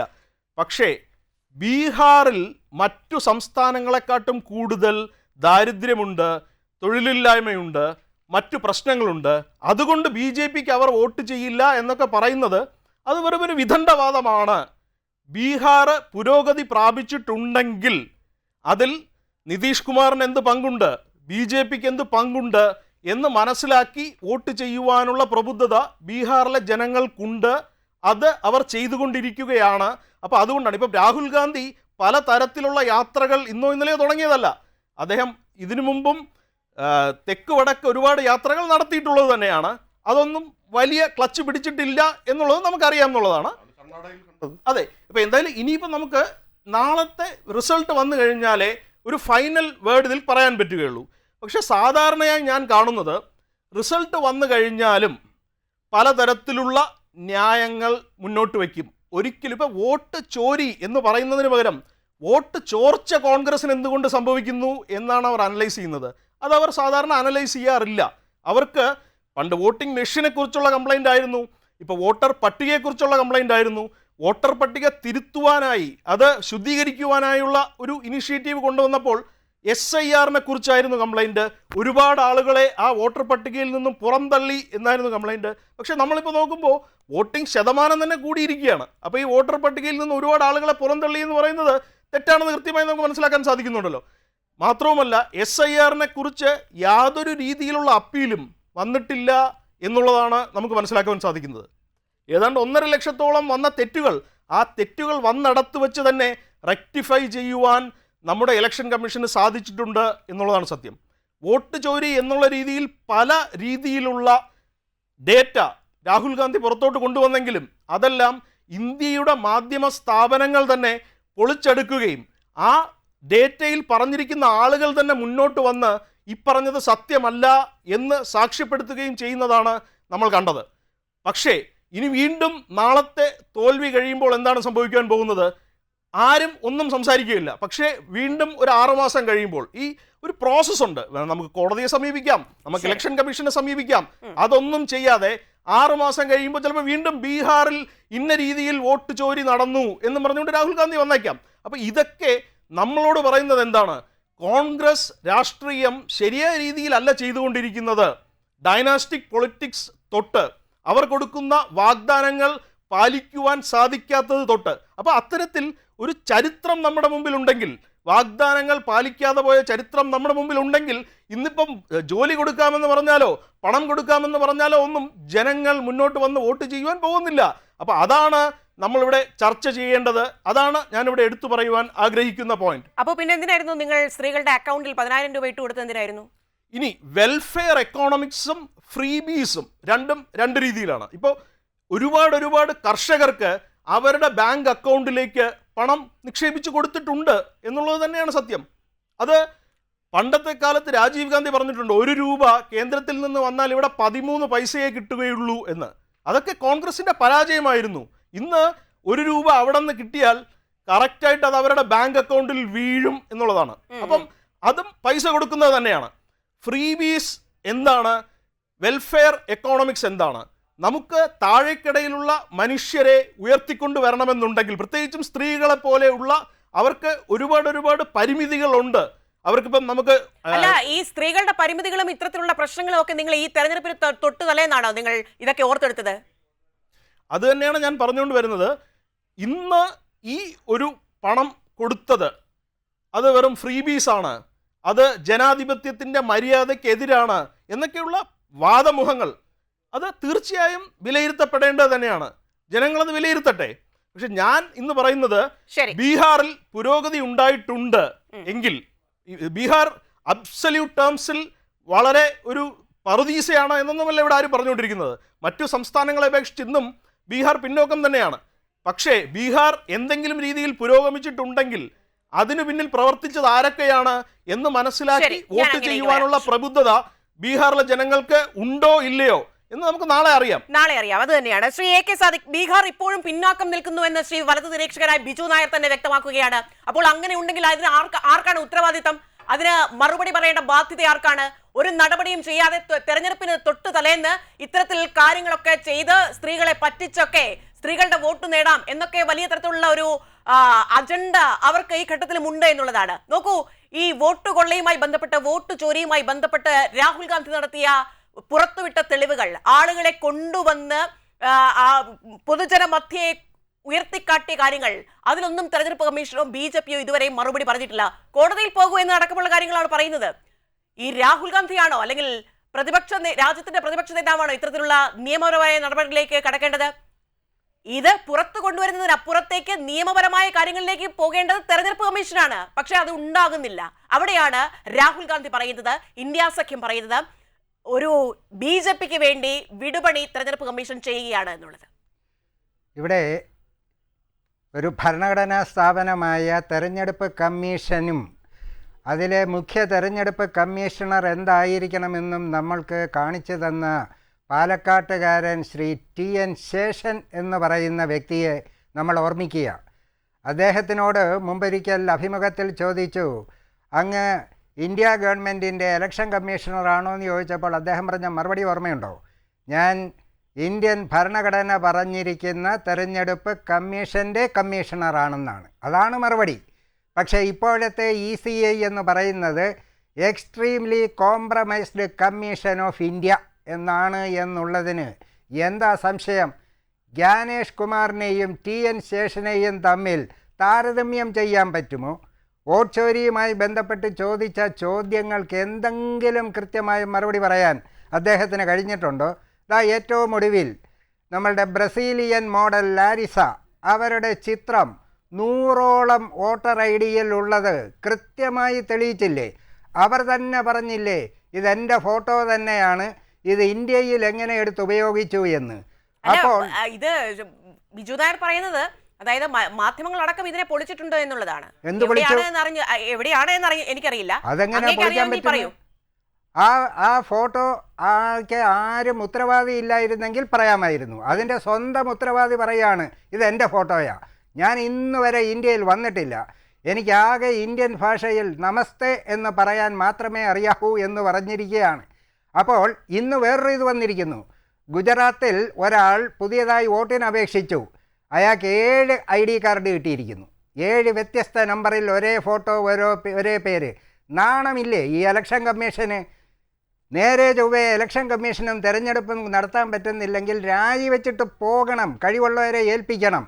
അല്ലാതെ ഉദ്ദിഷ്ട കാര്യത്തിന് ഉപകാര സ്മരണ എന്ന് പറഞ്ഞ് സ്വയം നാണം കിടരുത് എന്നാണ് നമുക്ക് ഇലക്ഷൻ കമ്മീഷനോട് പറയാനുള്ളത്.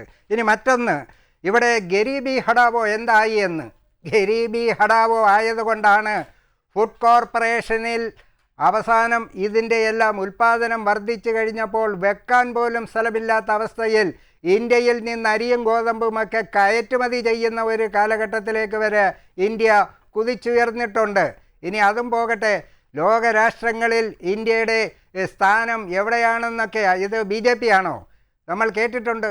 ഇന്ദിരാഗാന്ധിയുടെ കാലത്ത് 74 മെയ് 18 ആര്യഭട്ട എന്നൊരു ഉപഗ്രഹം വിട്ടപ്പോൾ ഇന്ത്യക്ക് ഉപഗ്രഹമല്ല ഗോതമ്പാണ് വേണ്ടതെന്ന് പറഞ്ഞു.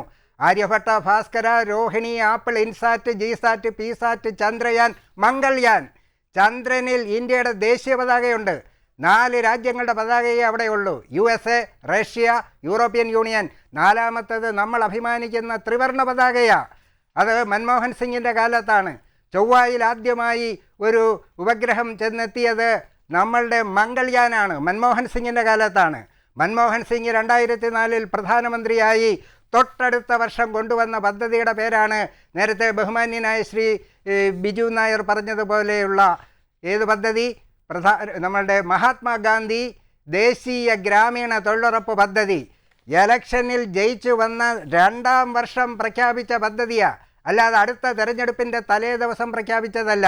ഇന്ദിരാഗാന്ധി ദേശീയ വാർദ്ധക്യകാല പെൻഷൻ, ഇന്ദിരാഗാന്ധി ദേശീയ വിധവാ പെൻഷൻ, ഇന്ദിരാഗാന്ധി ദേശീയ വികലാംഗ പെൻഷൻ, ഇന്ദിരാഗാന്ധി ദേശീയ അവിവാഹിത പെൻഷൻ എന്നൊക്കെ പറഞ്ഞ് കേരള ഗവൺമെൻറ്റും കേന്ദ്ര ഗവൺമെൻറ്റുമൊക്കെ അഭിമാനിക്കുന്ന പദ്ധതിയുടെ എല്ലാം പേരിൻ്റെ മുന്നിൽ ഇന്ദിരാഗാന്ധിയുടെ പേരിൽ കോൺഗ്രസ് ഗവൺമെൻറ്റുകൾ, കേന്ദ്ര ഗവൺമെൻറ്റുകൾ നടപ്പിലാക്കിയ പദ്ധതികൾ മാത്രമാണ്. പിന്നെ അദ്ദേഹം പറയുകയുണ്ടായി പ്രധാനമന്ത്രി ആവാസ് യോജന. എന്താണ് ഈ PMAY? അതിനു മുമ്പ് 2 AY ഉണ്ടായിരുന്നു, അത് അദ്ദേഹം ബോധപൂർവം മറന്നു. ഒന്നിൻ്റെ പേര് IAY, ഇന്ദിര ആവാസ് യോജന.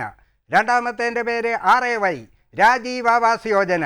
കോൺഗ്രസ് മുക്ത ഭാരതമുണ്ടാകണമെങ്കിൽ ഇന്ദിരാഗാന്ധി, രാജീവ്, ജവഹർലാൽ എന്നുള്ള പേരുകൾ മുഴുവൻ മായ്ച്ചു കളയുവാൻ വേണ്ടി RAYയും IAYൻ്റെയും പേര് മാറ്റി PMAY ആക്കി മാറ്റി. എന്താണിത്? ആ പദ്ധതി തുടങ്ങി വെച്ച ഈ DNA ടെസ്റ്റ് നടത്തിയാൽ ഈ പിതൃത്വം കണ്ടുപിടിക്കാൻ കഴിയുന്നത് പോലെ PMAYയുടെ DNA ടെസ്റ്റ് ഒന്ന് നടത്തിയാൽ അതെവിടെ ചെന്ന് നിൽക്കുമെന്ന് നമ്മൾക്ക് കണ്ടുപിടിക്കാൻ കഴിയും. ഇന്ത്യയിലെ ഈ BJPയുടെ നരേന്ദ്രമോദി സർക്കാർ വന്നിട്ട് ആകെ 2 പദ്ധതികളാണ് ജനങ്ങൾക്ക് കിട്ടിയത്. ഒന്ന് നോട്ട് നിരോധനവും, 2 GSTയും. രണ്ടും പിൻവലിച്ചു. GST കൊണ്ടുവന്നതിൻ്റെ ആളുകളെ കൊല്ല ചെയ്തത് ഇപ്പോൾ സ്വല്പം കുറച്ച് കൊടുത്തിട്ടുണ്ട്. എന്നിട്ട് GST കുറച്ചു എന്നാണ് പറയുന്നത്. 2000ൻ്റെ നോട്ട് കൊണ്ടുവന്ന് അതിനകത്ത് ചിപ്പുണ്ട്. ലോകത്തെവിടെ ഇരുന്നാലും കള്ളപ്പണം കണ്ടുപിടിക്കാം. ഇനി ഇന്ത്യയിൽ ഒരൊറ്റ ഭീകര പ്രവർത്തനം നടക്കുകയില്ല എന്ന് പറഞ്ഞു. മെനഞ്ഞാന്ന് എന്താ സംഭവിച്ച? ചെങ്കോട്ടയ്ക്ക് പുറത്ത് ചാന്ദിനി ചൗക്കിൽ അല്ലാതായത് മഹാഭാഗ്യം. ഇവിടെ അദ്ദേഹം തന്നെ ഗുജറാത്ത് മുഖ്യമന്ത്രിയായിരുന്നപ്പോൾ ചോദിച്ച ചോദ്യങ്ങളുണ്ട്. മൻമോഹൻ സിംഗിനോടാണ് ചോദിച്ചത്. സൈന്യം നിങ്ങളുടെ കയ്യിലല്ലേ? BSF നിങ്ങളുടെ കയ്യിലല്ലേ? നേവി നിങ്ങളുടെ കയ്യിലല്ലേ? ഇതെല്ലാം നിങ്ങളുടെ കയ്യിലുണ്ടായിട്ട് എന്താണ് ഇന്ത്യയിൽ ഭീകരപ്രവർത്തനം നടത്തുന്നതെന്ന് ചോദിച്ച അതേ മുഖ്യമന്ത്രിയോട് ഇപ്പോൾ ജനങ്ങൾ തിരിച്ചു ചോദിക്കുക. ഈ പറഞ്ഞ സാധനങ്ങളെല്ലാം BJPയുടെ നരേന്ദ്രമോദിയുടെയും കയ്യിലല്ലേ? എന്താ പുൽവാമ, എന്താ പകൽഗാം, എന്താണ് ഇപ്പോൾ ഇന്നലെ നടന്ന നമ്മളുടെ ഫരീദാബാദിലെ സ്ഫോടനം? ഇതെല്ലാം നോക്കുമ്പോൾ വെറുതെ വീമ്പിളക്കാമെന്നല്ലാതെ ഒരു കാര്യവും ജനങ്ങൾക്ക് പ്രയോജനം ചെയ്യുന്ന ഒന്നും ഇവർക്ക് നൽകാൻ കഴിഞ്ഞിട്ടില്ല. ഇവിടെ അതിദരിദ്രരെ ഇല്ലാതാക്കിയ കേരള ഗവൺമെൻറ്റും ഇവിടുത്തെ ആളുകളുടെ പട്ടിണി മാറ്റിയത് നരേന്ദ്രമോദി BJP ഗവൺമെൻറ് ആണെന്നും പറയുമ്പോൾ ഞാൻ ചോദിക്കട്ടെ, 2013 ഭക്ഷ്യസുരക്ഷാ നിയമം, ഭക്ഷ്യഭദ്രതാ നിയമം വന്നതുകൊണ്ടല്ലേ അന്ത്യോദയ അന്ന യോജന AAY ആ മഞ്ഞ കാർഡിൽ 35 കിലോ അരിയാണ് അതിദരിദ്രർക്ക് കിട്ടുന്നത്. ആ കുടുംബത്തിൽ 2 പേരേ ഉള്ളെങ്കിലും ഒരു മാസം 35 കിലോ അരി. അവിടെ പണ്ടൊക്കെ ഒരാളിന് 2 യൂണിറ്റ് അരി കിട്ടിക്കൊണ്ടിരുന്ന, ആഴ്ചതോറും കിട്ടിക്കൊണ്ടിരുന്ന ആ പദ്ധതിയൊക്കെ മാറി അവിടെ മാസത്തിൽ ഒരിക്കൽ ഭക്ഷ്യ സുരക്ഷയും ഭക്ഷ്യഭദ്രതയും കൊണ്ടുവന്ന് ഈ ഉൽപ്പന്നങ്ങൾ നൽകാൻ കഴിയുന്നത് ഗരീബി ഹടാവോ എന്ന് പറഞ്ഞതിനോട് 100% ഇന്ദിരാഗാന്ധിയും പിന്നീട് വന്ന രാജീവ് ഗാന്ധിയും നരസിംഹറാവുവും മൻമോഹൻ സിംഗുമൊക്കെ നീതി പുലർത്തിയത് കൊണ്ടുണ്ടായതാണ്. അതുകൊണ്ട് ഇന്ത്യയിലെ ജനങ്ങൾക്ക് കോൺഗ്രസ് നൽകിയ സംഭാവന എന്താണെന്ന് ആരും പഠിപ്പിച്ചു കൊടുക്കേണ്ട, അനുഭവിച്ചു കൊണ്ടിരിക്കുകയാണ്. എന്തിനേറെ ഇപ്പോൾ വോട്ടർ ID SIRൽ ഉൾപ്പെടുത്തില്ല എന്ന് പറയുന്ന ആധാർ കാർഡ് വന്നപ്പോൾ പറഞ്ഞെന്താ? സോണിയാഗാന്ധിക്ക് ഇറ്റലിയിൽ ഇവിടുത്തെ ഡാറ്റ വിറ്റ് കാശാക്കാനാണെന്ന് പറഞ്ഞു. നരേന്ദ്രമോദി വന്നപ്പോൾ പറയുന്നത് എന്താ? ആധാർ ഇല്ലാത്തവൻ പാകിസ്ഥാനിൽ പോകാനാ. എങ്ങനെയുണ്ട്? അപ്പോൾ എതിർത്ത മുഴുവൻ കാര്യങ്ങളും പിന്നീട് ഭരണത്തിൽ വന്നപ്പോൾ അതിനെ അതേപടി പിന്തുടരേണ്ടി വന്നത് ആ പദ്ധതികൾ ജനങ്ങൾക്ക് ഗുണകരമായതുകൊണ്ട് മാത്രമാണ്. നാളെ ബീഹാറിലെ ജനങ്ങൾ അതിനെ ഓർമ്മിപ്പിച്ചുകൊണ്ട് അനുകൂലമായി ഈ മഹാഗഡ്ബന്ധന്റെ കൂടെ നിൽക്കുമെന്ന് തന്നെ നമ്മൾക്ക് പ്രതീക്ഷിക്കാം. ഓക്കെ, വ്യക്തമാണ്. ശ്രീ ബാബു ദിവാകരൻ, ഇവിടെ BJP തന്നെ പറയുകയാണ് ബീഹാർ പിന്നാക്കം നിൽക്കുന്ന ഒരു സംസ്ഥാനമാണ്. നോക്കൂ, ഇവിടെ ജനങ്ങളുടെ അടിസ്ഥാന സൗകര്യ വികസന വിഷയങ്ങളുമായി ബന്ധപ്പെട്ട യാതൊരു തരത്തിലുള്ള നടപടിയും സർക്കാരിന് ഇതിനോടകം ചെയ്യാൻ കഴിഞ്ഞിട്ടില്ല. ഒരു പരിധി പോലും ഇവരുടെ ജീവിത നിലവാരം ഉയർത്തുന്നതിനോ അല്ലെങ്കിൽ അവർക്ക് വേണ്ട ക്ഷേമ പദ്ധതികൾ നടപ്പിലാക്കാനോ ഈ സർക്കാർ മുതിർന്നിട്ടില്ല എന്നുള്ളതാണ്. നിതീഷ് കുമാർ ഭരിക്കുകയാണ്, പക്ഷേ അദ്ദേഹത്തിന്റെ പ്രായം, അത് ഈ ഓർമ്മക്കുറവ്, ഇതൊന്നും ഒരു തെറ്റായി നമുക്ക് ഈ ഘട്ടത്തിൽ പറയാൻ കഴിയില്ല. അത് സ്വാഭാവികം മാത്രമാണ്. അതിനപ്പുറത്തേക്ക് അദ്ദേഹത്തിന് പിന്നിൽ കുറേ ആളുകൾ നിന്ന് ഭരിക്കുകയാണ് എന്നുള്ള ആക്ഷേപങ്ങളും ഇതിനോടകം നമ്മൾ കേട്ട് കഴിഞ്ഞിട്ടുണ്ട്. നോക്കൂ, തൊഴിലില്ലായ്മ, നേരത്തെ സൂചിപ്പിച്ചതുപോലെ തന്നെ വികസന പ്രശ്നങ്ങളൊക്കെ വലിയ തരത്തിൽ അവിടെ ചർച്ചയാകുന്ന ഘട്ടത്തിലാണ് തേജസ്വി രാഹുൽ ഗാന്ധി കൂട്ടുകെട്ട് അത് വലിയ തരത്തിലുള്ള ആശ്വാസം ജനങ്ങൾക്കിടയിൽ ഉണ്ടാകുമെന്ന് നിങ്ങൾ വിചാരിക്കുന്നതും പ്രതീക്ഷിക്കുന്നതും. അതായത് നിലവിലെ ഭരണത്തിൽ ജനങ്ങൾക്ക് ആശ്വാസകരമാകുന്ന ഈ കൂട്ടുകെട്ടിന് ജനം അടിയുറച്ച് നിങ്ങൾക്കൊപ്പം നിൽക്കും എന്ന ഒരു വലിയ തരത്തിലുള്ള ആത്മവിശ്വാസം നിങ്ങൾ പുലർത്തുന്നുണ്ടോ? മേഘ, അതിന് മുമ്പായിട്ട് എൻ്റെ സുഹൃത്ത് മിസ്റ്റർ വിജയൻ നായർ പറഞ്ഞതുപോലെ ഇലക്ഷൻ കമ്മീഷൻ്റെ അതുപോലെ ചൂണ്ടിക്കാണിച്ചു. ഈ ഇലക്ഷൻ കമ്മീഷൻ്റെ സമ്മറി റിവിഷൻ അല്ലെങ്കിൽ ഇൻറ്റൻസീവ് റിവിഷൻ, ഇതിനൊക്കെ ഭരണഘടന അതിൻ്റെ വകുപ്പുകളുണ്ട്. അതെല്ലാം പാടെ വിസ്മരിച്ചുകൊണ്ടാണ് ഇപ്പോഴത്തെ ഈ കമ്മീഷൻ ഇപ്പോൾ പറഞ്ഞു ഈ വോട്ട് ചോരിയെക്കുറിച്ച് നിങ്ങൾ കേസ് കൊടുക്കാത്തതെന്നാണ്. എന്താ സുപ്രീം കോടതി അവസാനം പറഞ്ഞിരിക്കുന്നത്? സുപ്രീം കോടതി ആ കേസിൽ ഫൈനലായിട്ട് തീരുമാനം എടുത്തിട്ടില്ല, അത് റെഫർ ചെയ്തിരിക്കുന്നതാണ്. അടുത്ത മാസം അത് വീണ്ടും ഹിയറിങ്ങിന് വരികയാണ്. അവിടെ ഈ സിറ്റിസൺഷിപ്പിനെ കുറിച്ച് തീരുമാനിക്കാൻ ECI ആരാണ്? ഇലക്ഷൻ കമ്മീഷൻ ഓഫ് ഇന്ത്യ ആണോ? ഇന്ത്യയിലെ ഏത് സിറ്റിസൺ അല്ല എന്ന് തീരുമാനിക്കുന്നത്? അതിൻ്റെ ഉള്ള അവകാശം ഈ ഇലക്ഷൻ കമ്മീഷനില്ല. അത് തീരുമാനിക്കേണ്ട ഇന്ത്യൻ സിറ്റിസൺഷിപ്പ് ആക്ട് അനുസരിച്ചാണ്. അതുപോലെ തന്നെ ബംഗാളിലും ഒക്കെ അവർ ശ്രമിച്ചത് എന്താണ്? വോട്ടേഴ്സ് ലിസ്റ്റിൽ ഉള്ളവരുടെ പേരുള്ളവർ സിറ്റിസൺഷിപ്പ് തെളിയിക്കണമെന്നാണ് പറയുന്നത്. എന്തുകൊണ്ട് അവർ വേറൊരു ഇലക്ഷൻ കമ്മീഷൻ അവരെ വോട്ടേഴ്സ് ലിസ്റ്റിൽ ഉൾപ്പെടുത്തിയെങ്കിൽ ഏതെങ്കിലും ഒരു മാനദണ്ഡം വെച്ചിട്ടായിരിക്കുമല്ലോ അവർ തീരുമാനിച്ചത്. ഇന്ത്യൻ സിറ്റിസൺ ആയതുകൊണ്ട് മാത്രമാണല്ലോ അവർ ഇലക്ഷൻ കമ്മീഷൻ. ഇപ്പോൾ അവർ പറയുന്നത് നിങ്ങൾ ഇന്ത്യൻ സിറ്റിസൺ ആണെന്നുകൊണ്ട് ഇതിൻ്റെ തെളിവ് കൊണ്ടുപോകാം, ആധാർ കാർഡ് അതിന് ബാധകമാകില്ല. എന്താ സുപ്രീം കോടതി പറഞ്ഞത്? ആധാർ കാർഡ് ഇന്ത്യൻ സിറ്റിസൺ ആണ് എന്നുള്ളതിൻ്റെ, ഇന്ത്യൻ സിറ്റിസൺ ആണെന്നല്ല, അയാൾ വോട്ടറാണ് എന്ന് തെളിയിക്കുന്നതിന് ആധാർ കാർഡ് പാലിക്കണമെന്ന് തീരുമാനിച്ചു. ഒരു കാരണവശാലും ഒക്കില്ല എന്ന് പറഞ്ഞ് ഇലക്ഷൻ കമ്മീഷൻ അത് അക്സെപ്റ്റ് ചെയ്യേണ്ടി വന്നു. അല്ലെങ്കിലും ഈ സിറ്റിസൺഷിപ്പ് ആക്ട് അനുസരിച്ച് മാത്രമേ ഇന്ത്യൻ സിറ്റിസൺ തീരുമാനിക്കൂ. ഇലക്ഷൻ കമ്മീഷൻ അല്ല ഇന്ത്യയിലെ സിറ്റിസൺ, അത് ഹോം മിനിസ്ട്രിയാണ് തീരുമാനിക്കേണ്ടത്. അവരാണ് തീരുമാനിക്കേണ്ടത് ഇന്ത്യൻ സിറ്റിസൺ ആണോ അല്ലയോ. ഇലക്ഷൻ കമ്മീഷൻ അല്ല. അതുപോട്ടെ, ഞാൻ പറഞ്ഞ ഇലക്ഷൻ കമ്മീഷൻ കാണിക്കുന്ന ഇപ്പോൾ ചെയ്തുകൊണ്ടിരിക്കുന്നതെല്ലാം ഭരണഘടനാ വിരുദ്ധമായതാണ്. അതുപോലെ സമ്മറി റിവിഷൻ, എന്തുകൊണ്ട് ലോക്സഭാ ഇലക്ഷന് മുമ്പ് ഈ SI ഒരു ഇൻറ്റൻസീവ് റിവിഷൻ നടത്തിയില്ല? ഞാൻ ചോദിക്കുകയാണ്, എന്തുകൊണ്ട്? ഇപ്പോൾ സ്റ്റേറ്റ് ഗവൺമെൻറ്റുകൾ അല്ലെങ്കിൽ സംസ്ഥാന തെരഞ്ഞെടുപ്പുകൾക്കെല്ലാം മുമ്പ് ഇൻറ്റൻസീവ് റിവിഷൻ വേണം. എന്തുകൊണ്ട് ലോക്സഭാ ഇലക്ഷന് മുമ്പ് ഇൻറ്റൻസീവ് റിവിഷൻ നടത്തിയില്ല? രണ്ട് ഇലക്ഷൻ കമ്മീഷൻ കഴിഞ്ഞ 2 ലോക്സഭാ ഇലക്ഷന് മുമ്പ് എന്തുകൊണ്ട് ഇലക്ഷൻ കമ്മീഷൻ ഒരു ഇൻറ്റൻസീവ് റിവിഷൻ നടത്തിയില്ല? അപ്പോൾ ഇതൊക്കെ പൊളിറ്റിക്കലി മോട്ടിവേറ്റഡ് ആണ്.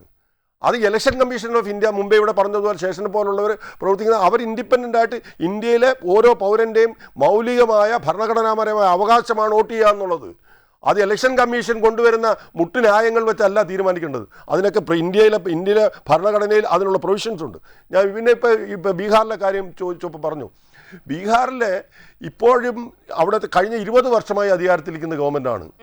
ഇപ്പോൾ BJP അവരിപ്പോഴും ശ്രമിക്കുന്നത് എന്താണ്? നിതീഷ് കുമാറിനെ ഉപയോഗിച്ച് ശ്രമിക്കുന്നത് എന്താ? ബീഹാർ പോലൊരു സംസ്ഥാനത്ത് ഹിന്ദുത്വ അജണ്ട നടപ്പാക്കാൻ അത്ര എളുപ്പമുള്ളൊരു സംസ്ഥാനമല്ല. അവിടെ മഹാഭൂരിപക്ഷം വരുന്ന പിന്നോക്കക്കാരുള്ള ദരിദ്ര SCയും STയും അതിനേക്കാൾ താഴ്ന്ന ഒരു വിഭാഗമുള്ള മഹാഭൂരിപക്ഷം വരുന്ന ജനസംഖ്യയുള്ള ബീഹാറിൽ അവർ ഒരു ദിവസം രാവിലെ BJPയുടെ ഹിന്ദുത്വമായിട്ട് ചെന്ന അവിടെ അതിനാണ് നിതീഷ് കുമാറിനെ പോലെയുള്ള ലോക്കലായിട്ടുള്ള അവിടുത്തെ പൊളിറ്റിക്സിൽ നിൽക്കുന്നവരെ ഉപയോഗിച്ചുകൊണ്ട് അവിടെ കടന്നു കയറി അവരിലെല്ലാം ഒരു സ്വാധീനമെടുത്തി അവരെ കൂടെ ഇതുപോലെ കുറച്ച് സീറ്റ് ഉണ്ടാക്കിയതിന് ശേഷം അവരുടെയും കൂടെ പിന്തുണയോട് കൂടിയിട്ട് വേണമല്ലോ ഇപ്പോൾ 100 സീറ്റ് അവർ മത്സരിക്കുന്നത്. 100 സീറ്റ് അവരുടെയും കൂടെ പിന്തുണ കിട്ടാൻ വേണ്ടിയാണ്. BJP ഒറ്റയ്ക്ക് ബീഹാറിൽ മത്സരിച്ചാൽ അവിടെ 15 സീറ്റ് പോലും കിട്ടില്ല. BJP ഒറ്റയ്ക്ക് ബീഹാറിൽ മത്സരിക്കട്ടെ, 15 സീറ്റ് കൂടുതൽ ജയിക്കില്ല. അപ്പോൾ അതെന്താ ചെയ്യുന്നത്? കഴിഞ്ഞ വർഷങ്ങളിലെല്ലാം ചെയ്തുകൊണ്ടിരുന്നത് നിതീഷ് കുമാറിനെ പോലുള്ളവരെ ഉപയോഗിച്ച്, ആ പാർട്ടികളെ ഉപയോഗിച്ച് അവിടെ അധികാരത്തിൽ. ഇപ്പോൾ ഈ തെരഞ്ഞെടുപ്പിൽ തേജസ്വി യാദവിനെ മുഖ്യമന്ത്രിയായി പ്രഖ്യാപിച്ചതിന് ശേഷമാണ്, ഇപ്പോഴും പ്രധാനമന്ത്രിയോ മറ്റാരും പറഞ്ഞിട്ടില്ല നിതീഷ് കുമാർ ഇനിയും മുഖ്യമന്ത്രിയാവുമെന്ന്. അത് തെരഞ്ഞെടുപ്പ് കഴിയട്ടെ എന്നാണ് അവർ പറഞ്ഞിരിക്കുന്നത്. എന്താ കാര്യം? മറ്റു പല സംസ്ഥാനങ്ങളും ചെയ്തതുപോലെ അധികാരത്തിൽ വരുന്നതിന് വേണ്ടി പ്രാദേശിക കക്ഷികളെ ഉപയോഗിക്കുക, അധികാരത്തിൽ വന്നു കഴിഞ്ഞാൽ അവരെ എടുത്ത് ദൂരെ എറിയുക. അത് ബീഹാറിലും സംഭവിക്കാൻ പോവാണ്. ഇപ്പോഴും ഏതെങ്കിലും കാരണവശാൽ നിതീഷ് കുമാറിന് നേരിയ ഭൂരിപക്ഷം കിട്ടിയാൽ പോലും വരാൻ പോകുന്നത് അതാണ്. അതുകൊണ്ടാണ് മുമ്പേ പറഞ്ഞത് നിതീഷ് കുമാർ ഏത് വന്നാലും മുഖ്യമന്ത്രിയാവുമെന്ന് പറഞ്ഞതിൻ്റെ കാരണം അതാണ്. BJPയുടെ പൊളിറ്റിക്സ് അതാണ്. പ്രാദേശിക പാർട്ടികളെ അവരുടെ ഹിന്ദുത്വ അജണ്ട നടപ്പാക്കാൻ വേണ്ടി പ്രാദേശിക പാർട്ടികളെ ഉപയോഗിക്കുക, അല്ലെങ്കിൽ പ്രാദേശിക വിഭാഗങ്ങളെ ഉപയോഗിക്കുക. അത് അധികാരത്തിൽ വന്നു കഴിഞ്ഞാൽ അവർ കഴിഞ്ഞ 20 വർഷമായി അധികാരത്തിലിരുന്ന് ഈ പറയുന്ന ദേശീയ പദ്ധതികളെല്ലാം നടപ്പാക്കിയെങ്കിൽ ബീഹാർ എന്ന സംസ്ഥാനത്തെ ജനങ്ങൾ ഇപ്പോഴും ഈ ദാരിദ്ര്യം അനുഭവിക്കേണ്ട കാര്യമില്ല. ഈ ദാരിദ്ര്യ നിർമ്മാർജ്ജന പരിപാടികളെ എഫക്റ്റീവായി നടപ്പാക്കാൻ 20 വർഷമാണ് അധികാരത്തിൽ നിന്നത് നിതീഷ് കുമാർ. അപ്പോൾ ഇതിനിടയ്ക്ക് BJPയുടെ പൂർണ്ണമായ സപ്പോർട്ടോടുകൂടി, അപ്പോൾ കേന്ദ്രത്തിൽ നിന്ന് കിട്ടാവുന്ന അതിൽ അപ്പുറവും വാങ്ങിച്ചെടുക്കാൻ കഴിയുന്ന ആ സാഹചര്യത്തിൽ അതൊന്നും ചെയ്യാതെ തെരഞ്ഞെടുപ്പിൻ്റെ തലേദിവസം വന്ന് അവിടുത്തെ ബീഹാറിലെ ജനങ്ങളോട് ഞങ്ങൾക്കുള്ള സഹതാപമാണ്, അതല്ലെങ്കിൽ അവിടെ പണ്ട് ഈ 20 വർഷത്തിന് മുമ്പ് ഭരിച്ച കോൺഗ്രസ് ഗവൺമെൻറ്റാണ് ഇതിലെല്ലാം കാരണക്കാരെന്ന് പറഞ്ഞാൽ ആര് വിശ്വസിക്കും? അതൊക്കെ അത്രയൊക്കെ മനസ്സിലാക്കാനുള്ള ഒരു സാമാന്യ ബുദ്ധിയൊക്കെ ബീഹാറിലെ വോട്ടർമാർക്കുണ്ട് എന്നത് നാളെ തെളിയാൻ പോകും. ഓക്കെ, വ്യക്തമാണ്. ശ്രീ ബിജു നായർ, നേരെയുള്ള രാഷ്ട്രീയ ചോദ്യമാണ്. അതിനുള്ള ഒരു മറുപടി ഞാൻ അങ്ങിൽ നിന്ന് പ്രതീക്ഷിക്കുകയാണ്. അതായത് ഏത് വിധേയനെയും തെരഞ്ഞെടുപ്പിൽ ജയിക്കുക എന്നതിനപ്പുറത്തേക്ക് ഹിന്ദുത്വ അജണ്ട അത് വലിയ തരത്തിൽ അത് എല്ലാ ഇടങ്ങളിലും നിങ്ങളത് പ്രകടമാക്കുകയാണ്. അത് ശക്തമായി തന്നെ നിലനിർത്തിക്കൊണ്ട് തന്നെയുള്ള ഒരു തെരഞ്ഞെടുപ്പാണ് എല്ലാ ഇടങ്ങളിലും നിങ്ങൾ നടത്തുന്നതെന്നുള്ള വലിയ ആക്ഷേപമാണ്. ഇപ്പോൾ BJPയെ വിമർശിക്കുവാൻ പല ആളുകൾ പല ആശയങ്ങൾ മുന്നോട്ട് വയ്ക്കുന്നുണ്ട്. BJP ജനങ്ങൾക്കായി ഒന്നും ചെയ്യുന്നില്ല, ഹിന്ദുത്വം അടിച്ചേൽപ്പിക്കുക മാത്രമാണ് ചെയ്യുന്നത് എന്നുള്ളത് അത്തരത്തിലുള്ള ഒരു വിമർശനമാണ്. അതെ, അല്ല സാർ, ഞാൻ പറഞ്ഞോട്ടെ,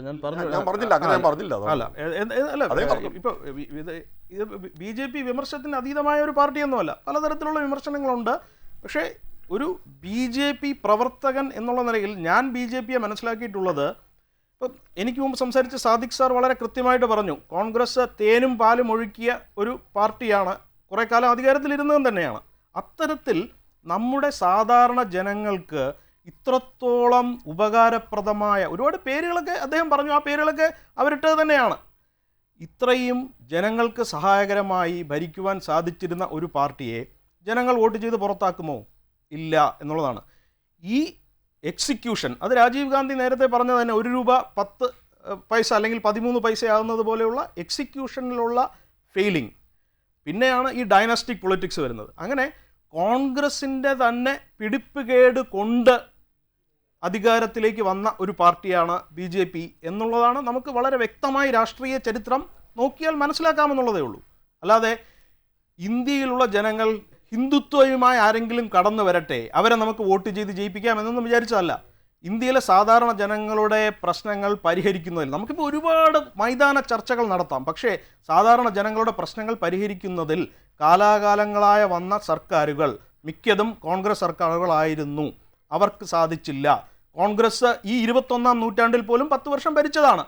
അത് കഴിഞ്ഞ് പുറത്തു പോകേണ്ടി വന്നു. ഇന്നിപ്പോൾ അധികാരം അവർക്ക് സ്വപ്നം കാണാൻ പോലും പറ്റാത്ത ഒരു നിലയിലേക്ക് വന്നത് ആ 10 വർഷം അഴിമതി നടത്തിയും മറ്റു രീതിയിലും ജനങ്ങളെ വെറുപ്പിച്ചതുകൊണ്ടാണ്. ഇപ്പോൾ എനിക്ക് ഒരു BJP പ്രവർത്തകൻ എന്നുള്ള നിലയിൽ അല്ലാതെ പോലും ഒരു നിഷ്പക്ഷനായി ഞാൻ നോക്കിക്കാണുന്ന ഒരാളെന്നുള്ള നിലയിൽ, കാരണം എൻ്റെ പേഴ്സണൽ എക്സ്പീരിയൻസ് പറയുകയാണെങ്കിൽ 2014 മുമ്പിൽ ഞാൻ രാഷ്ട്രീയത്തെക്കുറിച്ച് ചിന്തിച്ചിരുന്ന ഒരാൾ പോലും അല്ല. അപ്പോൾ അത്തരത്തിൽ ഞാൻ വിലയിരുത്തുന്നത് കോൺഗ്രസിൻ്റെ ഗ്യാപ്പിംഗ് ഹോൾസ് എന്ന് നമുക്ക് വേണമെങ്കിൽ പറയാം, ഒരുപാട് പരാജയങ്ങൾ ജനങ്ങൾക്ക് മുമ്പിൽ തുറന്നു കാട്ടപ്പെട്ടതുകൊണ്ട് കിട്ടിയ ഒരു സ്പേസിലേക്കാണ് BJP വളർന്നു വന്നത്.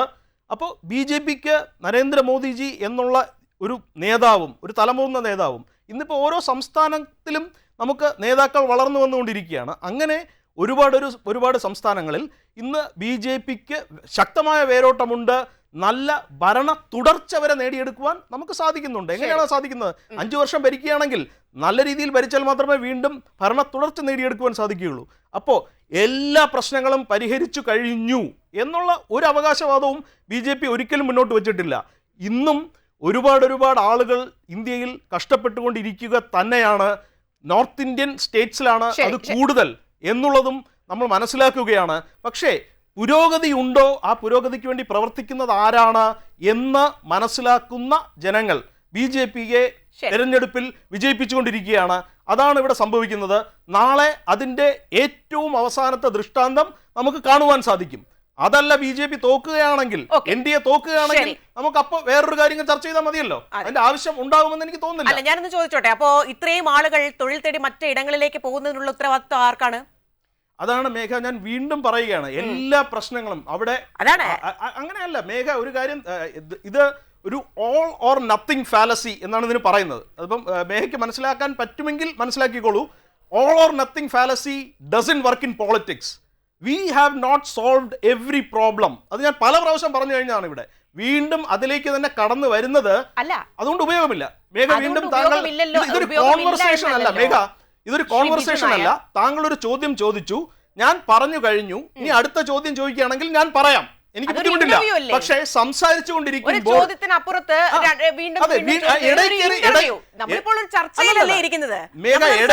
സംസാരിക്കുന്നത് ഞാൻ പറഞ്ഞു കഴിഞ്ഞു. താങ്കൾക്ക് ഇനി ചോദ്യമുണ്ടെങ്കിൽ എനിക്ക് ക്ഷമയോടെ കാത്തിരിക്കാൻ ഞാൻ തയ്യാറാണ്. പക്ഷേ സംസാരിക്കുമ്പോൾ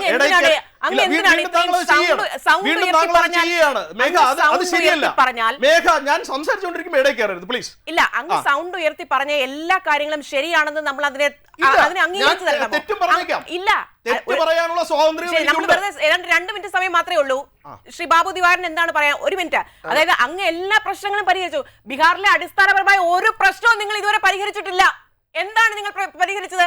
അവളുടെ ദാരിദ്ര്യം അതിപ്പോഴും നോക്കുകുത്തിയായി നിൽക്കുകയാണ്. എന്താണ്?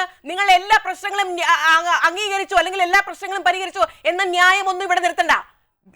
BJP ബീഹാർ എന്ന സംസ്ഥാനത്ത് എന്താണ് അവരുടെ അടിസ്ഥാനപരമായ പ്രശ്നങ്ങൾ നിങ്ങൾ ഇതുവരെയും പരിഹരിച്ചിട്ടില്ല. ദാരിദ്ര്യം അവിടെ നിൽക്കുകയാണ്. ഒരാളുടെ ദാരിദ്ര്യം എന്ന് പറയുന്നത് അവർക്ക് പാർപ്പിടവും അതോടൊപ്പം തന്നെ ഭക്ഷണവും ഒക്കെ ഉറപ്പാക്കേണ്ട ഒരു സർക്കാരാണ്. ഇപ്പോഴും നമ്മുടെ മറ്റിടങ്ങളിൽ അങ്ങനെ ഉണ്ടോ? ബീഹാർ അതിന് വളരെയധികം മുന്നിൽ നിൽക്കുകയാണ്. പിന്നാക്കം നിൽക്കുന്ന ഒരു സംസ്ഥാനമായി ബീഹാർ മാറുകയാണ്. ശ്രീ ബാബു ദിവാറിന് കൂട്ടിച്ചേർക്കാനുണ്ടെങ്കിൽ ഇവിടെ എൻ്റെ സുഹൃത്ത് നായർ ഉൾപ്പെടെ BJPക്കാർ ഇപ്പോൾ ഈ ഡൈനാസ്റ്റിക് റൂളിനെ കുറിച്ച് പറയുന്നത് കേട്ടാൽ തോന്നും പണ്ഡിറ്റ് ജവഹർലാൽ നെഹ്റുവിനെ ഒരു ദിവസം അവിടെ മോട്ടിലാൽ നെഹ്റു അവിടെ കൊണ്ടുവന്ന് പ്രധാനമന്ത്രിയാക്കിയതാണോ? ഇന്ത്യയിലെ ജനങ്ങൾ തിരഞ്ഞെടുത്തതാണ്. ഇന്ത്യയിലെ ജനങ്ങൾ മഹാഭൂരിപക്ഷം കൊടുത്ത് എത്ര വർഷം അവിടെ നെഹ്റു ഇരുന്നു. നെഹ്റുവും ഫാമിലിയും ഈ രാജ്യത്തിന് വേണ്ടി നൽകിയിട്ടുള്ള സംഭാവനകൾ ചെറുതാണോ? പണ്ഡിറ്റ് ജവഹർലാൽ നെഹ്റുവിൻ്റെ സംഭാവനകൾ എന്താ? അത് ഈ പറയുന്ന BJPയുടെ ഒരു നേതാക്കന്മാർക്കും അവകാശപ്പെടാനില്ലാത്ത സംഭാവനകൾ ഈ രാജ്യത്തിന് വേണ്ടി ചെയ്തവരാ. ഇന്ദിരാഗാന്ധി ഈ രാജ്യത്തിന് വേണ്ടി ജീവൻ നൽകിയതാണ്. രാജീവ് ഗാന്ധി ഈ രാജ്യത്തിന് വേണ്ടി ജീവൻ നൽകിയതാ. അവരെ ആരും ഒരു ദിവസം രാവിലെ വേറെ ആരെയും കൊണ്ടുവന്ന് അവിടെ പ്രധാനമന്ത്രിയുടെ കസേരയിൽ ഇരുത്തിയതല്ല. ഇന്ത്യയിലെ ജനങ്ങൾ തെരഞ്ഞെടുത്ത് അവിടെ പ്രധാനമന്ത്രിയാക്കിയതാണ്. അല്ലാതെ ഇവിടെ ഏതെങ്കിലും ഒരു പാർട്ടി തീരുമാനിച്ച അല്ലെങ്കിൽ പിന്നെ ഇവരാരെങ്കിലും തീരുമാനിച്ച ഒരു ദിവസം പ്രധാനമന്ത്രിയാക്കാറുണ്ടോ? ഇവരൊക്കെ ഈ ഇന്ത്യയുടെ സ്വാതന്ത്ര്യത്തിനും ഇന്ത്യ ഈ നിലയിൽ കെട്ടിപ്പടുക്കുന്നതിനും BJPയുടെ ഏത് നേതാവിനാണ് എന്ത് സംഭാവന ചെയ്യാൻ പറ്റും? എന്ത് സംഭാവന ചെയ്തത് പറയട്ടെ. ശരി, അങ്ങേക്ക് മറുപടി ഉണ്ടെങ്കിൽ പറയാം ശ്രീ ബിജു നായർ. ഈ ഘട്ടത്തിൽ ഇങ്ങനെയുള്ള കാടടച്ചുള്ള വിമർശനങ്ങൾക്ക് ഇന്ത്യക്ക് കഴിഞ്ഞ 10 വർഷം ഭരിച്ചു വീണ്ടും തുടർഭരണം നേടിയെടുത്ത ഒരു പ്രധാനമന്ത്രിയുടെ പാർട്ടിയോട് ചോദിക്കുകയാണ് നിങ്ങൾ എന്ത് ചെയ്തു എന്ന് ചോദിച്ചാൽ, ശരിയാണ്, പണ്ട് ഒരുപാട് ആളുകൾ നല്ല രീതിയിൽ ചെയ്തിട്ടുണ്ട്. പക്ഷേ ജവഹർലാൽ നെഹ്റുവിന്റെ മകളായിട്ട് ഇന്ദിരാഗാന്ധിയും അവരുടെ മകനായിട്ട് രാജീവ് ഗാന്ധിയും ഒക്കെ വന്നത് ജവഹർലാൽ നെഹ്റുവിന്റെ കഴിവുകൊണ്ട് ചിലപ്പോൾ ആയിരിക്കാം. അത് തന്നെയാണ് ഡൈനാസ്റ്റിക് പൊളിറ്റിക്സ്. ജവഹർലാൽ നെഹ്റു ഒന്നും ചെയ്യാതെ വന്ന ആളല്ല. പക്ഷെ അദ്ദേഹം പിന്നെ ചെയ്തത് നല്ല നേതാക്കളെ ഉയർത്തിക്കൊണ്ടുവരികയല്ല, സ്വന്തം കുടുംബത്തിലുള്ള നേതാക്കളെ ഉയർത്തിക്കൊണ്ടുവരികയാണ് ചെയ്തത്. അതാണ് dynastic politics. Shri AK Sadiq, ഇവിടെ വോട്ടുകൊള്ളയുടെ ഒരു തുടർഭരണം ഇവിടെ ഉണ്ടാകുന്നുണ്ട് എന്ന് നമ്മൾ വിചാരിക്കേണ്ടതുണ്ടല്ലോ. രാഹുൽ ഗാന്ധി പറഞ്ഞത് അത് തന്നെയാണ്. അതായത് ബീഹാർ തെരഞ്ഞെടുപ്പിന് ശേഷവും നമുക്ക് വീണ്ടും വോട്ട് ചോരിയുമായി കണ്ടുമുട്ടും, അതിനുശേഷം കൂടുതൽ തെളിവുകൾ പുറത്തേക്ക് വരുമെന്നാണ് രാഹുൽ ഗാന്ധി വ്യക്തമാക്കിയത്. അതായത് ഒരു വോട്ടുകൊള്ളയുടെ വലിയൊരു ആത്മവിശ്വാസം NDAക്കുണ്ടോ ഈ ഘട്ടത്തിൽ BJPക്ക്? തീർച്ചയായിട്ടുമുണ്ട്. ഏത് രീതിയിലും അതിനെ. ഇത് മാത്രമല്ല, ഇന്ന് തന്നെ ഈ നാളെ വോട്ടെണ്ണുന്നത് ബീഹാറിലെ AN കോളേജിലാണ്, പാറ്റ്നയിലെ. അവിടെ ഇതിനിടയിൽ അവിടുത്തെ CCTV ക്യാമറകൾ ഓഫാകുന്നു എന്ന് പറഞ്ഞിട്ട് അവിടെ പരാതികളുണ്ട്. അവിടെ ചില വാഹനങ്ങൾ തടഞ്ഞിട്ടൊക്കെ ഉണ്ട്. അപ്പോൾ ഏത് രീതിയിലും എങ്ങനെ അട്ടിമറിച്ചിട്ടാണെങ്കിലും തെരഞ്ഞെടുപ്പ് ജയിക്കാം, ഇനി സീറ്റ് കിട്ടിയാൽ ആളുകളെ വിലക്കെടുക്കാം, ഇങ്ങനെയൊക്കെ ഉള്ള കുൽസിത മാർഗങ്ങളിലൂടെ ഭരണം നേടാമെന്നുള്ള അനുഭവങ്ങൾ ബോധ്യപ്പെടുത്തി തന്ന ഒരു പാർട്ടിയാണ്. പിന്നീട് ഇന്നിപ്പോൾ അമിത്ഷാ കഴിഞ്ഞ ദിവസം പറഞ്ഞ ഒരു വാചകമുണ്ട്, ഈ NDA എന്ന് പറയുന്നത് അവിടുത്തെ നിതീഷ് കുമാറും BJPയും ഒക്കെ ഉള്ള മുന്നണി പാണ്ഡവരാണെന്ന്, വോട്ടിന് പാണ്ഡവരെയൊക്കെ പിടിക്കുകയാണ്. എന്നിട്ട് മറ്റൊരു കാര്യം കൂടി പറഞ്ഞു, അവിടെ കോൺഗ്രസ് ഭരിച്ചുകൊണ്ടിരുന്നപ്പോൾ ഈ പവർ കട്ട് ഉണ്ടായിരുന്നു, അപ്പോൾ ഈ ഇലക്ട്രിക് ലൈനിൽ തുണി ഉണക്കാമായിരുന്നു, ഇപ്പം കുഴപ്പമില്ലെന്ന്. 2008 മൻമോഹൻ സിംഗ് കൊണ്ടുവന്ന ആണവ കരാറിൽ ആണവ റിയാക്ടറുകൾ ഇന്ത്യയിൽ പ്രവർത്തിക്കുന്നത് കൊണ്ടാണ് കറണ്ട് കിട്ടുന്നതെന്നുള്ളത് ബോധപൂർവം മറന്നുപോവുകയും ചെയ്യുന്നു. അതാണ് ഈ കോൺഗ്രസ് ഗവൺമെൻറ് കൊണ്ടുവന്ന നേട്ടങ്ങൾ ഇവർ ഞങ്ങളുടേതാണെന്ന് മാറ്റി അവരുടേതാക്കി അടിച്ചു മാറ്റാൻ വേണ്ടി ശ്രമിക്കുന്നു എന്നുള്ളതാണ് യാഥാർത്ഥ്യം. ശരി, വ്യക്തമാണ്. ബീഹാറിന്റെ മനസ്സ് ആർക്കൊപ്പം എന്ന് ചോദിക്കുമ്പോൾ ബീഹാറിൽ ആര് വീഴും ആര് വാഴും എന്നത് നമ്മൾ നാളെ വരെ കാത്തിരുന്നേ മതിയാകും. ഇനി മണിക്കൂറുകളുടെ മാത്രം ശേഷിപ്പേ ഇനി ഉള്ളൂ എന്നുള്ളതാണ്. ഏതായാലും ആര് ബീഹാർ അതിന് കൈയടക്കും അല്ലെങ്കിൽ ബീഹാറിന്റെ മനസ്സ് ആർക്കൊപ്പം എന്നത് നമ്മൾ കാത്തിരുന്ന് കണ്ടേ മതിയാകൂ എന്നുള്ളത് ഒരിക്കൽ കൂടി ആവർത്തിക്കുകയാണ്. ഡിബേറ്റ് 360യിൽ പങ്കെടുത്ത എൻ്റെ 3 പാനലിസ്റ്റുകൾക്കും നന്ദി പറയുന്നു. ജയ് ഹിന്ദ്.